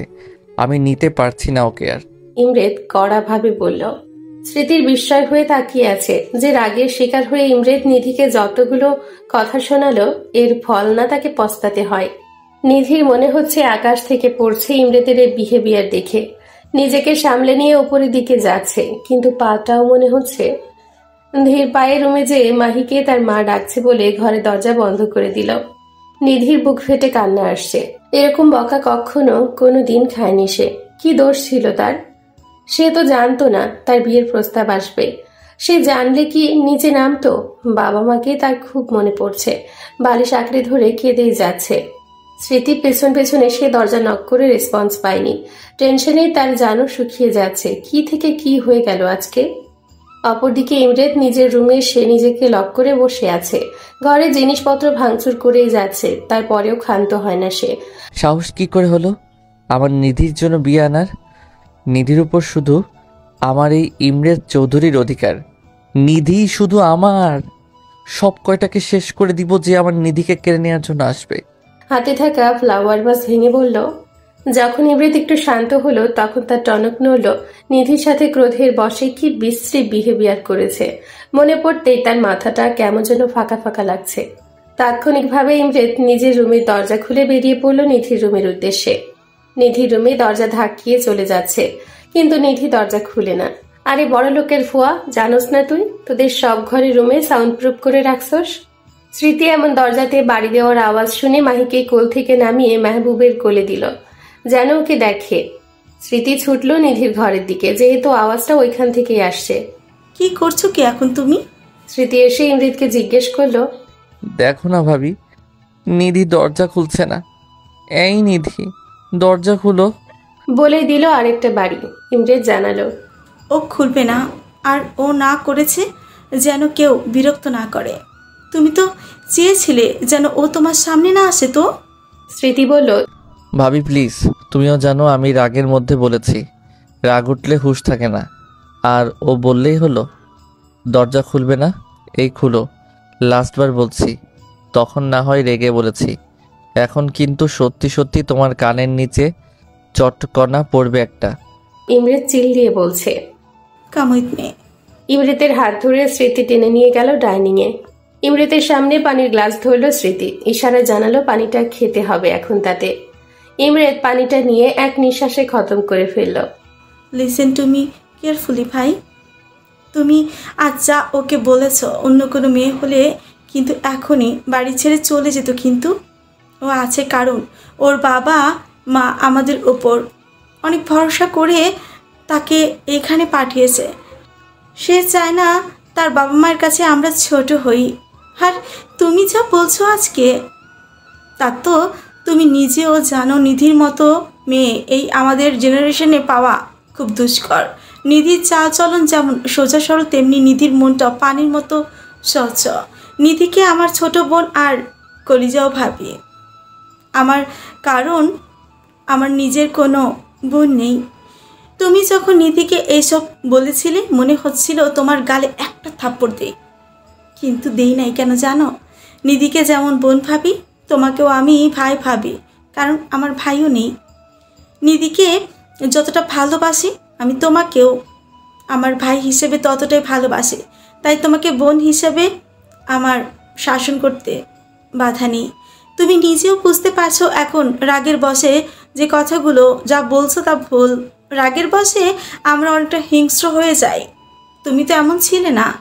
আমি জানি যতটুকু তোমাকে দেখেছি আর চিনেছি আর বুঝেছি যে তুমি তোমার এসবের প্রতি কন্ট্রোল রাখো। তবে আজ কেন এরকম হলো জানি। নিধিকে নিয়ে তুমি অতিরিক্ত সিরিয়াস, অতিরিক্ত ভালোবাসো ও তুমি তাকে, কিন্তু তুমি আজ যা বলছো ওকে, তাতে তোমার জন্য ওর মনে একটা দাগ কেটে গেছে। সে অনেক কষ্ট পেয়েছে ইমরেত। স্মৃতি কথাগুলো বলল। I know that I hurt her a lot, but she also have to why I so mad about her that time. ইমরেত মাথা নিচু করে বলল, সবাই সব কিছু বুঝে না ভাই। তুমি যতটা ম্যাচিউর ও ততটা না। ওর নরম মনে অনেক আঘাত পেয়েছে তোমার এই বিহেভিয়ারে। স্মৃতি বলল, আমি ওকে মানিয়ে নিয়ে আসি। ইমরেত উঠতে গেলে স্মৃতি বসালো ওকে আবার। স্মৃতি বলল, এখন না, আজ এমনি ধকল গেছে ওর উপর। সময় দাও। ওকে ছাড়া আমার দম বন্ধ হয়ে আসে ভাবি, ওকে ছাড়া আমার নিঃশ্বাস নেওয়াটাও দায়। আমি তো ওকে পাগলের মতো চাই, ওকে অনেক বেশি ভালোবেসে ফেলেছি সেই 4 বছর থেকে। ওকে আমি কারোর সাথে দেখা তো দূরে থাক, আমি ভাবতেও পারবো না।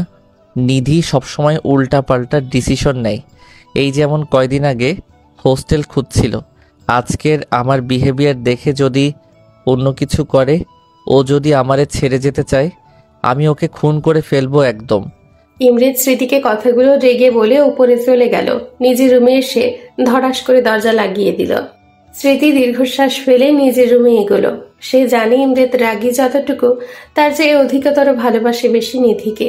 মেহবুবও তাকে তুলে নিয়ে বিয়ে করেছিল যখন তার বিয়ের কথা অন্য কারোর সাথে চলছিল। মেহবুব স্মৃতির ওপর যতটা দুর্বল, স্মৃতিও ততটাই দুর্বল। মেহবুবের শ্বাসের রাজত্ব করে যদি স্মৃতি, তাহলে স্মৃতির মনে রাজত্ব করে মেহবুব। এরকম পাগলামি ভালোবাসায় দেখে স্মৃতি মেহবুবের ভালোবাসার জালে পড়েছিল। ঘরে এসে স্মৃতি মেহবুবের দিকে তাকিয়ে কথাগুলো ভাবছিল। দরজা লক করে এসে মাহিকে সাইডে দিয়ে কোলবালিশ দিল যেন পড়ে না যায়। আর তার পাশে স্মৃতি, পাশে মেহবুব গভীর ঘুমে মগ্ন। মেহবুবের বুকে মাথা দিয়ে কিছুক্ষণ বুকে ঢিপ ঢিপ শব্দ শুনল সে। হ্যাঁ, এখানে স্মৃতির বসবাস। মেহবুবের ঠোঁটে স্মৃতি একটু চুমু খেল। মাথার চুলগুলোতে হাত বোলাতে শুরু করলো স্মৃতি। মেহবুব ঘুমের মধ্যে স্মৃতির পেটে হাত দিয়ে পা উঠিয়ে দিল তার উপর। স্মৃতির গলাতে মেহবুবের মুখ, আর ঘুমের ঘোরে ঘন ঘন নিঃশ্বাস পড়ছে স্মৃতির গলাতে। স্মৃতিও আরেকটু জাপটে ধরল মেহবুবকে। নিজের ওপরে রাগ লাগার কারণে ইমরেত রাত্রি 12টার দিকে গোসল করতে ঢুকেছে। কোনো ক্রমেই তার রাগ কমছে না নিজের ওপর থেকে। এমনিতেই তার নিজের সবকিছুর প্রতি কন্ট্রোল, তবে আজকে কেন এরকম নিধির সাথে করলো? তার নিধি কতটা কষ্ট পেল এর জন্য। 1 ঘন্টা ধরে শাওয়ার নেওয়ার কারণে ইমরেত নিজেকে মুছে বের হয়ে আসলো। ভাবছে নিধির কাছে আবার যাবে কিনা। নিধি তো দরজা লক করে বসে আছে ঘরের ভেতর। সিসিটিভি ফুটেজেও কিছু দেখা যাচ্ছে না, ভেঙে দিয়েছে নাকি কে জানে। কিন্তু ও জানবে কিভাবে ওখানে সিসিটিভি ফুটেজ আছে? চিন্তা করতে করতে ইমরেতের এক প্রকার মাথা ফেটে যাচ্ছে। ঘুমের মেডিসিন নিল, নয়তো এই চিন্তা নামক যন্ত্রণা থেকে সে মুক্তি পাবে না। 8 ঘন্টা পর সে ঘুমের রাজ্যে তলিয়ে গেল। রাত্রি 3টা বাজছে। নিধি বালিশ চেপে ফোঁস করে কাঁদছে আর হাতে থাকা চিপসের প্যাকেট গিলছে। সিসিটিভি ক্যামেরার দিকে চোখ দিয়ে রাখছে। নিধির পরক্ষণে নিজের কিছু কথা মনে হলো। তখনই মনে হলো এই দানব ডাক্তারকে সে ভালোবাসতে শুরু করেছে। ফ্ল্যাশব্যাক, নিধির কান্না। যখন তার কান্নার সাথে হিসকে ওঠার অভ্যেস আছে, হিসকে উঠতে আরম্ভ করেছে। তাই উঠে পানি খেতে যেয়ে দেখছে জগে পানি নেই। তখন চোখ মুখ মুছে জগ নিয়ে পানি আনতে যায় সে নিচে। সিঁড়ির কাছে এসে শুনতে পেল সে স্মৃতি আর ইমরেতের কথোপকথন। আর একটু কান উঁচিয়ে সে শুনতে গেল কি নিয়ে কথা হচ্ছে। স্মৃতি আর ইমরেতের সম্পূর্ণ কথা শুনে চোখ দিয়ে আবারও তার নোনা জল বইছে। এদিকে তার হিচকিও থেমে গেছে। সে তার রুমের দিকে পা বাড়ালো। বর্তমান। আমাকে বকছেন না মিস্টার দানবরূপে ডাক্তার? আপনাকে যদি নাকে দড়ি দিয়ে না ঘুরিয়েছি, আমার নামও নিধি না। আমাকে আপনি কাঁদিয়েছেন। আমার মতো ভোলা মেয়েকে ওই অপরিচিত লোকের সামনে অপমান করেছেন। আপনার হাল যে আমি কি করি শুধু বুঝবেন এখন থেকে। নিধি আপন মনে কথাগুলো বলছে আর চিপস চিবুচ্ছে। চিপসটা ছিল তার হ্যান্ড ব্যাগে। স্মৃতি প্রায় এটা সেটা খাওয়ার তাকে টাকা দেয়। এটা মেহবুব দিয়েছিল বাইরে থেকে এনে, রাখাই ছিল ব্যাগে। চিপস খাওয়া শেষ করে পানি খেয়ে একটা লম্বা ঘুমের দিকে নিজেকে নিয়ে গেল। সকালবেলা নিধি সকালবেলা রেডি হয়ে পাউরুটি দিয়ে নাস্তা করে ভার্সিটির উদ্দেশ্যে বেরিয়ে গেছে। স্মৃতিকে তার দেওয়া ফোন নিধি ব্যাগ দিয়ে বলেছে, আপাতত এটার দরকার নাই ভাবিপু, তোমার কাছে রাখো। স্মৃতি প্রতি উত্তরে কিছু বলতে পারেনি। সে বুঝতে পেরেছে নিধি ঠিক কতটা কষ্ট পেয়েছে। এদিকে ইমরেত ঘুম থেকে উঠে বেলা 1টা। মেডিসিনের চাপে সে এতক্ষণ উঠে নাই, বেহুশ হয়ে ঘুমিয়েছিল। ঘুম থেকে উঠে ঘড়ির দিকে নজর গেলে তার চোখ কপালে উঠে যায়। ধরফড়িয়ে উঠে সে ফোন হাতে নিয়ে দেখে সেম টাইম। অসংখ্য মিসড কল, তবে বেশিরভাগ অফিস আর হসপিটালের, আর কিছু স্প্যাম কল। তাড়াতাড়ি করে ওয়াশরুম থেকে ফ্রেশ হয়ে আসে। নিধি রুমের দিকে গেল, গিয়ে দেখে দরজা খোলা, কিন্তু নিধি নাই। ইমরের টি শার্টটা ঠিক করতে করতে নিচে গেল স্মৃতির কাছে জানতে। মাহিকে গোসল করিয়ে খেলনা দিয়ে ঘরে বসিয়ে রেখে স্মৃতি নিচে আসছে মেহবুবের টিফিন ক্যারিয়ার অফিসে পৌঁছে দেওয়ার জন্য। সে কিচেনে বসে সেইগুলা টুকটাক রেডি করছে। ইমরেত হন্তদন্ত হয়ে ছুটে আসছে স্মৃতির কাছে, কপালে তার বিন্দু বিন্দু ঘাম। ভাবি নিধি কোথায়, খুঁজে পাচ্ছি না যে। ইমরেত হাঁসফাঁস গলাতে বলল, আরে তুমি এমনি শ্বাস নিচ্ছ কেন? বিপি লো হয়ে গেছে নাকি আবার? দেখি বসো। স্মৃতি অস্থির গলাতে বলল, আমি ঠিক আছি, আগে তুমি বলো নিধি কই, ফোনটাও অফ দেখি। ও কি ফোন রেখে গেছে? ইমরেতের পাল্টা প্রশ্ন। ভাই বসো আগে। নিধি ভার্সিটি গেছে আর কালকে বকা খেয়েছে তো এই জন্য ফোন নেয়নি। আসলে তুমি কথা বলো না কেমন? স্মৃতি শান্তভাবে বলল, না ভাবি, আমি ওর ভার্সিটি যাব। ইমরেত এই বলে পা বাড়াতে গেলে স্মৃতি থামায়।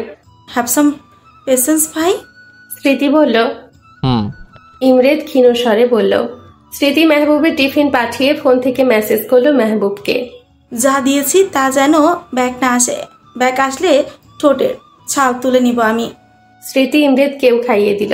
স্মৃতি বুঝেছে ইমরেত কালকের বিহেভিয়ারের জন্য ভয়ে আছে। নিধি না কিছু করে বসে, কেমন শান্ত লাগছে তাকে। আল্লাহর কাছে সব ঠিক করে দেওয়ার জন্য বলছে বারবার স্মৃতি। অফিসে মেহবুব কাজ সেরে ফোন চেক করলো, দেখে তার বউ মেসেজ দিয়ে পাঠিয়েছে। মেসেজ দেখে বাঁকা হাসি দিল সে। মেসেজ পড়তে পড়তে ড্রাইভার এসে দরজা নক করে খাবার দিয়ে গেল। এখন তো এই সব খাবো, রাতে তোমাকে না পেলে তোমার ঠোঁটের ছাল তুলে নিব। আমি মেহবুব চৌধুরী। মেহবুব বাঁকা হেসে বলল, নিধি সন্ধ্যায় বাড়িতে আসে কিন্তু কারোর সাথে দেখা করে না। যেখানে ইমরেত থাকে সেখানে যায় না, খাবারও নিজের ঘরে খায়। দরজার সব সময় বন্ধ করে রাখে। নিধি প্রতিদিন খুব সকালে যায় আর সন্ধে আসে। এইভাবে কেটে যায় বেশ কিছুদিন। 7 দিন পর এইভাবে নিধির বিহেভিয়ার 7টা দিন ধরে চালাচ্ছে। ইমরেতের বাড়িতে থেকেও ইমরেতের সাথে দূরত্ব বজায় রেখে চলছে। ইমরেতের এদিকে দম বন্ধ হয়ে আসছে। নিধির ওপর এত বেশি রাগ জন্মেছে এই কয়দিনে বলার কথা না। হসপিটালের কোনো সার্জারিতে হাত দিতে পারেনি সে, না অফিসের কোনো কাজে। ইমরেত আজ নিধি নামক একটা বিহিত করেই ছাড়বে। যা বলেছিলাম সেটার খোঁজে। ইমরেতের শান্ত জবাব ফোনের অপর পাশের ব্যক্তিকে কল করে। কামিং। ইমরেত ফোন কেটে বেরিয়ে গেল গাড়ি নিয়ে। নিধি ভর দুপুরবেলা ক্লান্ত শরীরে দাঁড়িয়ে আছে রিক্সার জন্য। মাত্র একটা বাচ্চার টিউশনি শেষ করালো সে। এখনো অনেক বাচ্চা বাকি আছে। হ্যাঁ, সে টিউশনি আরম্ভ করছে। সিদ্ধান্ত নিয়ে ইমরেতের বাসা ছেড়ে দেওয়ার। 1 পা 2 পা করে এগোচ্ছে, কিন্তু মাথাটা ঝিমঝিম করছে নিধির। তার সামনে একটা গাড়ি থামলো। গাড়ি থেকে সেখান থেকে একটা পুরুষ নেমে এসে নিধির গালের উপর সর্বশক্তি দিয়ে একটা থাপ্পড় মারল। এমন ক্লান্ত শরীর আর এমন থাপ্পড় খেয়ে নিধি আর টাল সামলাতে পারল না। নিচে বসে গেল। ঝাপসা চোখে দেখে শুধু একটা কথা বলল, যমরাজ, আপনি আমাকে আবার মারলেন? নিধি কথাটা বলেই জ্ঞান হারিয়ে ফেল। মেঝেতে তার মাথাটা পড়ার আগে ইমরেত নিধির মাথাটা তার বুকের সাথে চেপে ধরল। আশেপাশের মানুষ তাকাচ্ছে তাদের দিকে। ইমরেত সবার দিকে কেমন রক্তচক্ষু নিয়ে তাকালো। তো and now go all of you. আমার বউ বেশি তেরামি করেছিল তাই মেরেছি, দেখা শেষ, জাস্ট লিভ। ইমরেতের চিল্লানি শুনে যে 5-6 জন মানুষ ছিল কেটে পড়ল। তোমার অবস্থা যে কি করি আমি এখন থেকে টের পাবা। 7টা দিনের তীব্র জ্বালা তোমার উপরে আমি ঝাল তুলব। ইমরেত নিধির মুখের দিকে তাকিয়ে বলে উঠল। নিধিকে কোলে নিয়ে ইমরেত গাড়িতে বসে ড্রাইভ করতে লাগলো। বিকেলবেলা নিধি জ্ঞানহীন হয়ে বেডে পড়ে আছে। স্মৃতি পাশে মেহবুব দাঁড়িয়ে আছে। ইমরেত হাত মুঠো করে সোফায় বসে আছে। মুখ দেখে মনে হচ্ছে এখনো যমরাজের রাগ কাটেনি। একে কোথায় পেলি তুই? এরকম ভাবে পড়ে আছে কেন? জ্ঞান হারলো কিভাবে? এরকম নানান প্রশ্ন স্মৃতি 2 ঘন্টা যাবত করে যাচ্ছে ইমরেতকে, কিন্তু ইমরেত কাউকে কোনো জবাব দিচ্ছে না। ভাই বলবি তো নাকি? মেহবুব এইবার বিরক্তির সুরে বলল, ও 7 দিন যাবত ঠিকঠাক খায় না। তুমি যে খাবারগুলো প্রতিদিন দিয়ে আসো সেইগুলো ও প্রতিদিন সকালে দারোয়ানকে দিয়ে আসে। টিউশনি করাচ্ছে এই 7 দিন ধরে, রোদে হেঁটে আসে। ইমরেত দীর্ঘশ্বাস ফেলে বলল। স্মৃতি আর মেহবুব প্রচন্ড অবাক হলো। নিধির মুখ দেখে মনে হচ্ছে এই কয়দিনে ইচ্ছে করে না খেয়ে নিজেকে কষ্ট দিয়েছে। রাগ আমার উপর সেহেতু ঝালটা আমার উপর দিয়ে মেটাতো সে। কেন সে নিজেকে কষ্ট দিল? ও কি জানে না ওর কষ্টে আমার দ্বিগুণ কষ্ট হয়? ইমরেতের শান্ত জবাব। স্মৃতি আর মেহবুব কি বলবে ভেবে পাচ্ছে না। আসলে তাদেরও ভুল। নিধির দিকে কড়া নজর দেওয়া উচিত ছিল। বাচ্চা মেয়ে, আমানত সে, কিন্তু দিনের পর দিন সে নিজেকে এভাবে কষ্ট দিবে এটা ভাবনার বাহিরে ছিল তাদের। ভাইয়া তুমি ওর বাবা মাকে ফোন দাও, বিয়ের ডেট ফাইনাল করো। I don't want any kind of excuses. ও যা করেছে সে নিয়ে আমি আর রিস্ক নিতে চাই না। ইমরেদ শান্তভাবে বলল। মেহবুব ওর সায় দিল, কারণ নিধির কর্মকাণ্ডে সেও ভয় পেয়ে গেছে কখন কি করে বসে। স্মৃতির শুধু একধানে নিধির শুকনো মুখের দিকে চেয়ে রইল। দীর্ঘশ্বাস ফেলে সে নিচে গেল। স্মৃতি চলে যেতে মেহবুব ও পা বাড়ালো নিধির বাবা মাকে কল করার জন্য। ইমরেদ নিধির দিকে ক্রুদ্ধ চোখে তাকিয়ে আছে। আমাকে কষ্ট দিতে আমি মেনে নিতাম, কিন্তু তুমি তোমার মধ্যে আমার বসবাসটাকে কষ্ট দিয়েছ, সেটা কি করে মেনে নেই বলো? তোমাকে শাস্তি অবশ্যই পেতে হবে। ইমরেদ চল শক্ত করে বলল। সন্ধেবেলা নিধি টিপটিপ করে চোখ খুলল। আশেপাশে তাকিয়ে বেশ খানিকটা সময় লাগলো সে কোথায় আছে। দুর্বল লাগছে তার নিজের কাছে নিজেকে। নিধির বসা থেকে উঠতেই পরক্ষণে মনে হলো তার সামনে ইমরেদ এসে কত জোরে থাপ্পড় মেরেছিল। মনে পড়তেই চোখে জল ভরে আসলো তার। নিধি চোখ মুছে ওয়াশরুমে গেল গোসল করতে। এরকম ভাবে সে 7টা দিন করছে। গোসল সেরে নিচে যাবে তার আগে স্মৃতি এসে পড়েছে তার রুমে। স্মৃতি নিধির দিকে তাকিয়ে আবারও চোখ নামিয়ে নিল। খাবারটা শেষ করো। স্মৃতি শান্তভাবে জবাব দিল। নিধির বুকটা কেমন মোচড় দিয়ে উঠল স্মৃতির মুখে তুমি ডাক শুনে। কি হয়েছে ভাবিপু? তুমি আমাকে তুমি বলে ডাকছো কেন? নিধি স্মৃতির দিকে এগিয়ে স্মৃতির হাত ধরে বলল। কিছু হয়নি, অপরিচিতদের আমি, বয়সে ছোটদের তুমি বলি। স্মৃতি উত্তর দিল। কিছু তো হয়েছে, বলো। আমি কোনো ভুল করেছি? করে থাকলে বকো, মারো, এভাবে কথা বলিও না প্লিজ ভাবিপু। নিধি কাদো মাখা কণ্ঠে বলল। নিধির হাত নিজের থেকে সরিয়ে বলল স্মৃতি। তুমি খাবারটা শেষ করো, আমি দাঁড়িয়ে আছি, আমার আরো কাজ আছে। নিধি এবার হাওমাও করে কাঁদতে আরম্ভ করলো স্মৃতিকে ধরে। স্মৃতির এরকম বিহেভিয়ারের সাথে সে পরিচিত নয়। স্মৃতিও আর সামলাতে না পেরে উঠে নিধিকে ধরে সেও কেঁদে দিল। একবার বলতে পারতি রাগ কার উপর করছিস? ঝড় নিজের উপর দিয়ে তুললি, একবার জানাতে পারতি। আর না খেয়ে তোর শরীর কত দুর্বল করেছিস বুঝতে পারছিস? স্মৃতি নিধির মাথায় হাত বুলিয়ে দিয়ে বলল। ইমরেতের উপর রাগ করেছিস। ইমরেত তোর জন্য পাগল হয়ে হন্য হয়ে আজ খুঁজছে তোকে। রাগে বকেছে সেটাই বুঝছি, কিন্তু তুই বুঝলি না তার রাগের চেয়েও গভীরতা বেশি তোর উপর ভালোবাসা তার। ইমরেত তোকে কতটা পাগলের মতো ভালোবাসে, তিলে তিলে কতটা না পাওয়ার যন্ত্রণা ভুগে আসছে 4টা বছর ধরে আমি দেখে আসছি। স্মৃতি কিছুক্ষণ থেমে বলল। আমি যে তাকে খুব ভালোবাসি ভাবিপু। নিধি নাক টেনে জবাব দিল। মানে কবে থেকে? আর ভালোবাসলে এরকম করলি কেন? স্মৃতি অবাক হয়ে প্রশ্ন করল। তারপর নিধি বলতে শুরু করলো সেদিন রাতে স্মৃতি আর ইমরেতের কথা শুনেছে। ইমরেতকে নিয়ে তার আংশিক ফিল নিয়ে বলা সব শুনে স্মৃতিও হতবম্ব। এরা দুজনেই এমন আজাইরা কাজ করবে, মাথা খারাপ হবে তার। আমি শুধু ওনাকে বোঝাতে চেয়েছি আমাকে কষ্ট দিলে উনিও আঘাত পান। ভালোবাসাটা আমার কতটুকু তার প্রতি সেইটুকু শুধু বুঝতে চেয়েছি। এই কয়দিনে আমি তার সামনে যাইনি ঠিকই, কিন্তু তাকে এই কয়দিনে চোখের আড়াল হয়ে আমার জন্য তার ছটফটানি দেখেছি, আর আমি সাকসেস হয়েছি। কিন্তু বেয়াদবটা আজ আমাকে আবার মেরেছে। নিধি নাক টেনে বলল। তো কি করবে? তুই এত পাজি, এমন কাজ কেউ করে? স্মৃতি হেসে বলল। তো উনি আমার রুমে সিসিটিভি রাখবে কেন? আমি তো দেখতে পেয়েছি যেখানে উনি ক্যামেরা রেখেছিল সেইখানে আমার ফার্স্ট এড বক্স ছিল। আমার আঙুল কেটে যাওয়াতে ওখান থেকে ওয়ান টাইম ব্যান্ডেজ আনতে যেয়ে দেখি ওখানে সিসিটিভি ক্যামেরা। আমি দেখে ভেঙে ফেলেছি তখন। নাক ফুলিয়ে বলল নিধি। স্মৃতি কি বলবে? এদের কাহিনী দেখে বুঝে উঠতে না পেরে নিধিকে খাইয়ে দিয়ে নিচে গেল, আর তাকে বলে গেল এমন উদ্ভট কাজ আর না করতে। রাতের বেলা 1টা বাজছে, নিধি ঘুমায় না। ইমরেত একবারের জন্য তার ঘরে আসেনি। মেজাজটা নিধির খারাপ হয়ে যাচ্ছে। সেধে আসলে কি হয় বাপু? নিধি আর থাকতে না পেরে ইমরেতের ঘরে গেল, দেখে ইমরেত নেই। তখন সে নিচে গেল ফ্রিজ থেকে আইসক্রিম খেতে। আইসক্রিম খেয়ে মাথা ঠান্ডা করবে সে।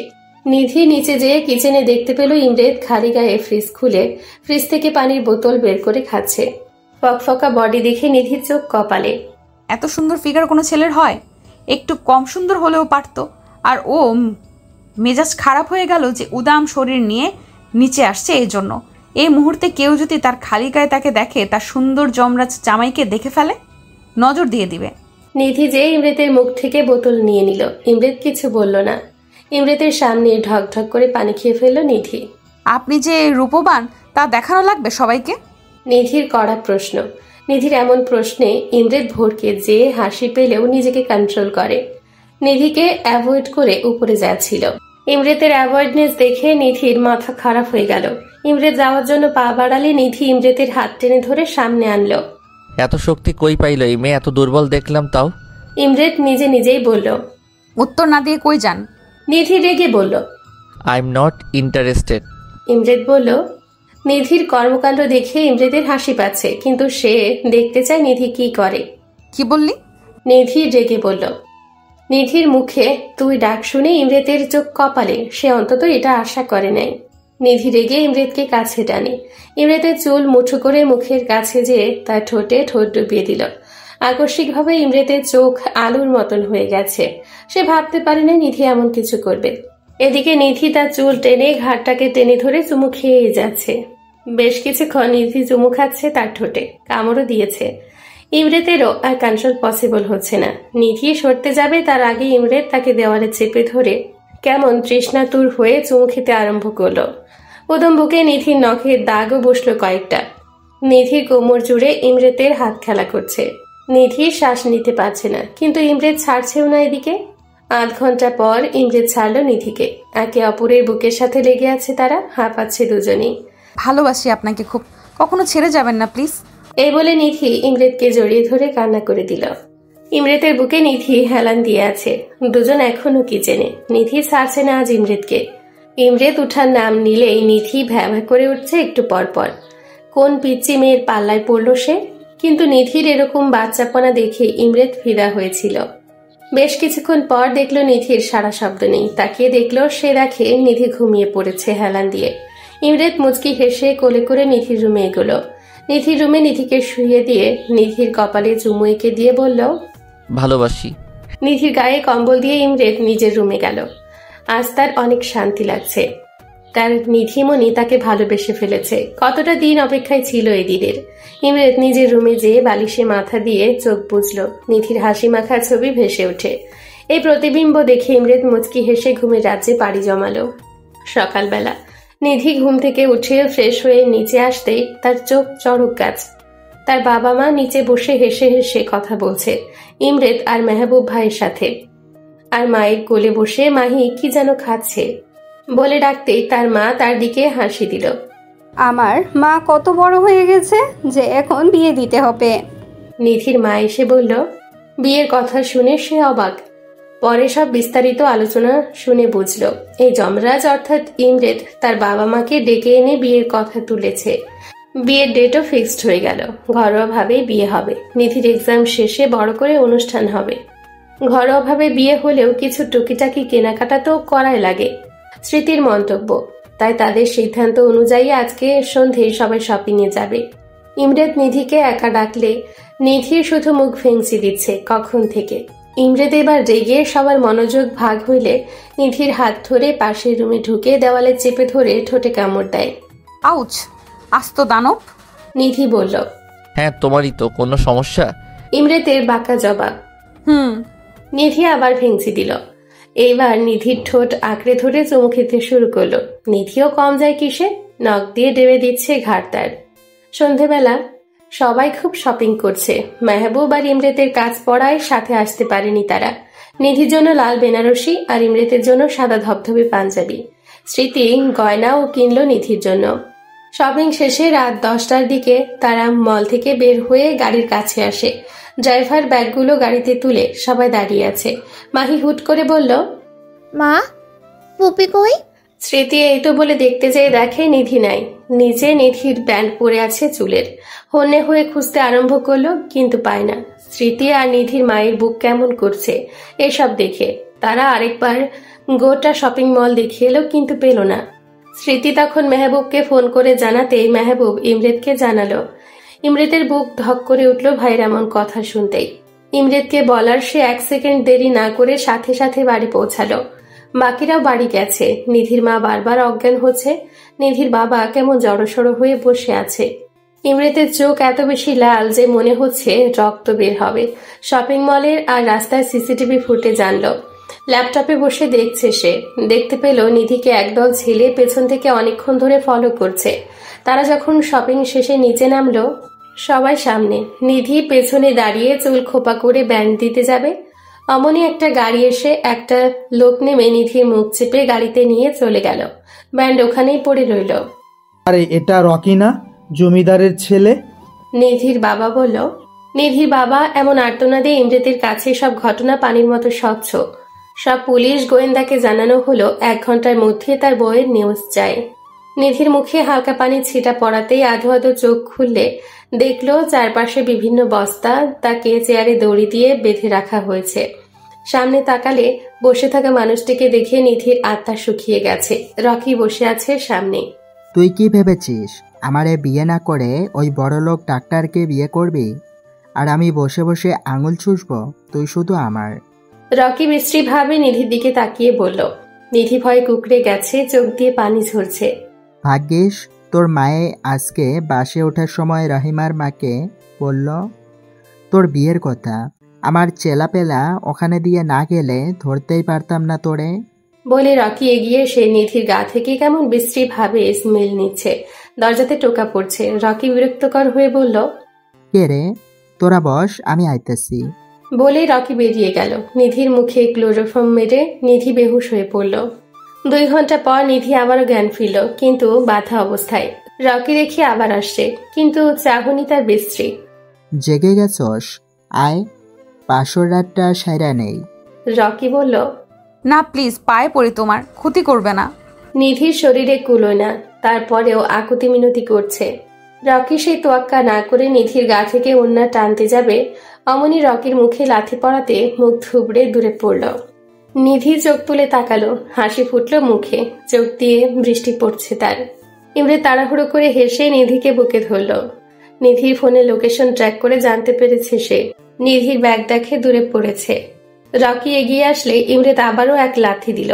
রকি নিচে পড়ল, বুকে অনেকগুলো লাথি পড়ছে। রকির ছেলেপেলেগুলোর সবাইকে ধরে নিয়েছে police. You want to touch my wife, you bastard, বলে ইমরেত রকির মেন পাটে এক লাথি। রকি মা বলে এক চিৎকার দিল। পুলিশ এসে ইমরেতকে থামালো, নয়তো খুন হয়ে যাবে। ইমরেত নিজেকে শান্ত করে। জ্ঞানহীন নিধিকে নিয়ে বাড়ির দিকে রওনা দিল সে। তার জানটা এখনো ধকধক করছে।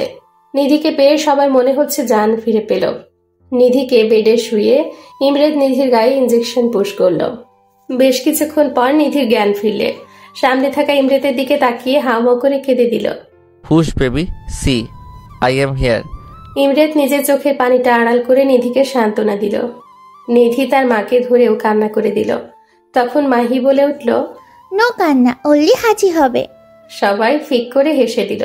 আজ সেই অনাকাঙ্ক্ষিত দিন, নিধি আর ইমরেতের বিয়ের দিন। কিছুক্ষণ আগে বিয়ে পড়ানো হয়েছে। লাল বেনারসিতে নিধিকে ইমরেতের কাছে পুতুল বউ লাগছে। আর ইমরেত, সে তো সাদা পাঞ্জাবিতে রাজার চাইতে কম লাগছে না। আজ নিধি ড্যাব ড্যাব করে ইমরেতের দিকে তাকিয়ে আছে। ইশারায় অনেকবার ইমরেত বলেছে চোখ নামাতে, কিন্তু না, সে ইমরেতকে রীতিমতো ঘিরে খাচ্ছে। সবাই এই নিয়ে হাসাহাসিও করছে। নিধিকে ইমরেতের রুমে বসিয়ে রেখে ইমরেতকে দরজার কাছে আটকে রেখেছে সে। তার পাওনা নাকি তাকে দিতে হবে। ইমরেত সময় ব্যয় না করে স্মৃতিকে টাকা দিয়ে দিল। স্মৃতি হেসে ফেলল। যে এত ডেসপারেট বউয়ের কাছে যাওয়ার জন্য। ইমরেত ঢুকে দরজা লাগালো। এদিকে মেহবুব এসে স্মৃতিকে কোলে তুলে নিজের রুমে নিয়ে গেল। আরে করছো কি? বয়স হয়েছে, বুদ্ধি নাই? চুপ, আমার বয়স তো মাত্র 35। তো স্মৃতি কিছু বলতে যাবে তার আগে মেহবুব তার ঠোঁট নিয়ে বন্ধ করে ফেলেছে নিজের ঠোঁট দিয়ে। স্মৃতিকে বেডে শুয়ে দিয়ে মেহবুব বলল, আরেকটা মাই চাই, don't try to stop me. এই বলে স্মৃতিকে আদর দিতে ব্যস্ত হয়ে পড়ল। স্মৃতিও কম কিসে, সেও মেহবুবকে দিচ্ছে ভালোবাসার চাদরে তারা দুজন। ইমরে দরজা লক করে কাছে আসতে নিধি বলে উঠল, এতক্ষণ লাগে আসতে? ইমরেদ ভেবা চাকা খেয়ে গেল নিধির কথা শুনে। আমার গরম লাগে। নিধি বললে। ইমরেদ তাড়াহুড়ো করে ঘুমটা তুলে নিধির চাঁদের আলোতে অবসরই লাগছে নিধিকে তার। নিধি ওদিকে বকবক করছে। ইমরেদ হুট করে নিধির ঠোঁটে চুমু খেল। নিধি এমন আক্রমণে লজ্জায় নেতিয়ে পড়ল। আজকে কোনো কথা হবে না, আজকে আমাদের অনুভূতির সংমিশ্রণ হবে, আজকে আমাদের নিঃশ্বাস কথা বলবে। ইমরেদ কথাগুলো বলেই নিধির ঠোঁট আঁকড়ে ধরল, মেতে থাকলো নিজেদের মাঝে, ডুব দিল তাদের অনুভূতির সংমিশ্রণে।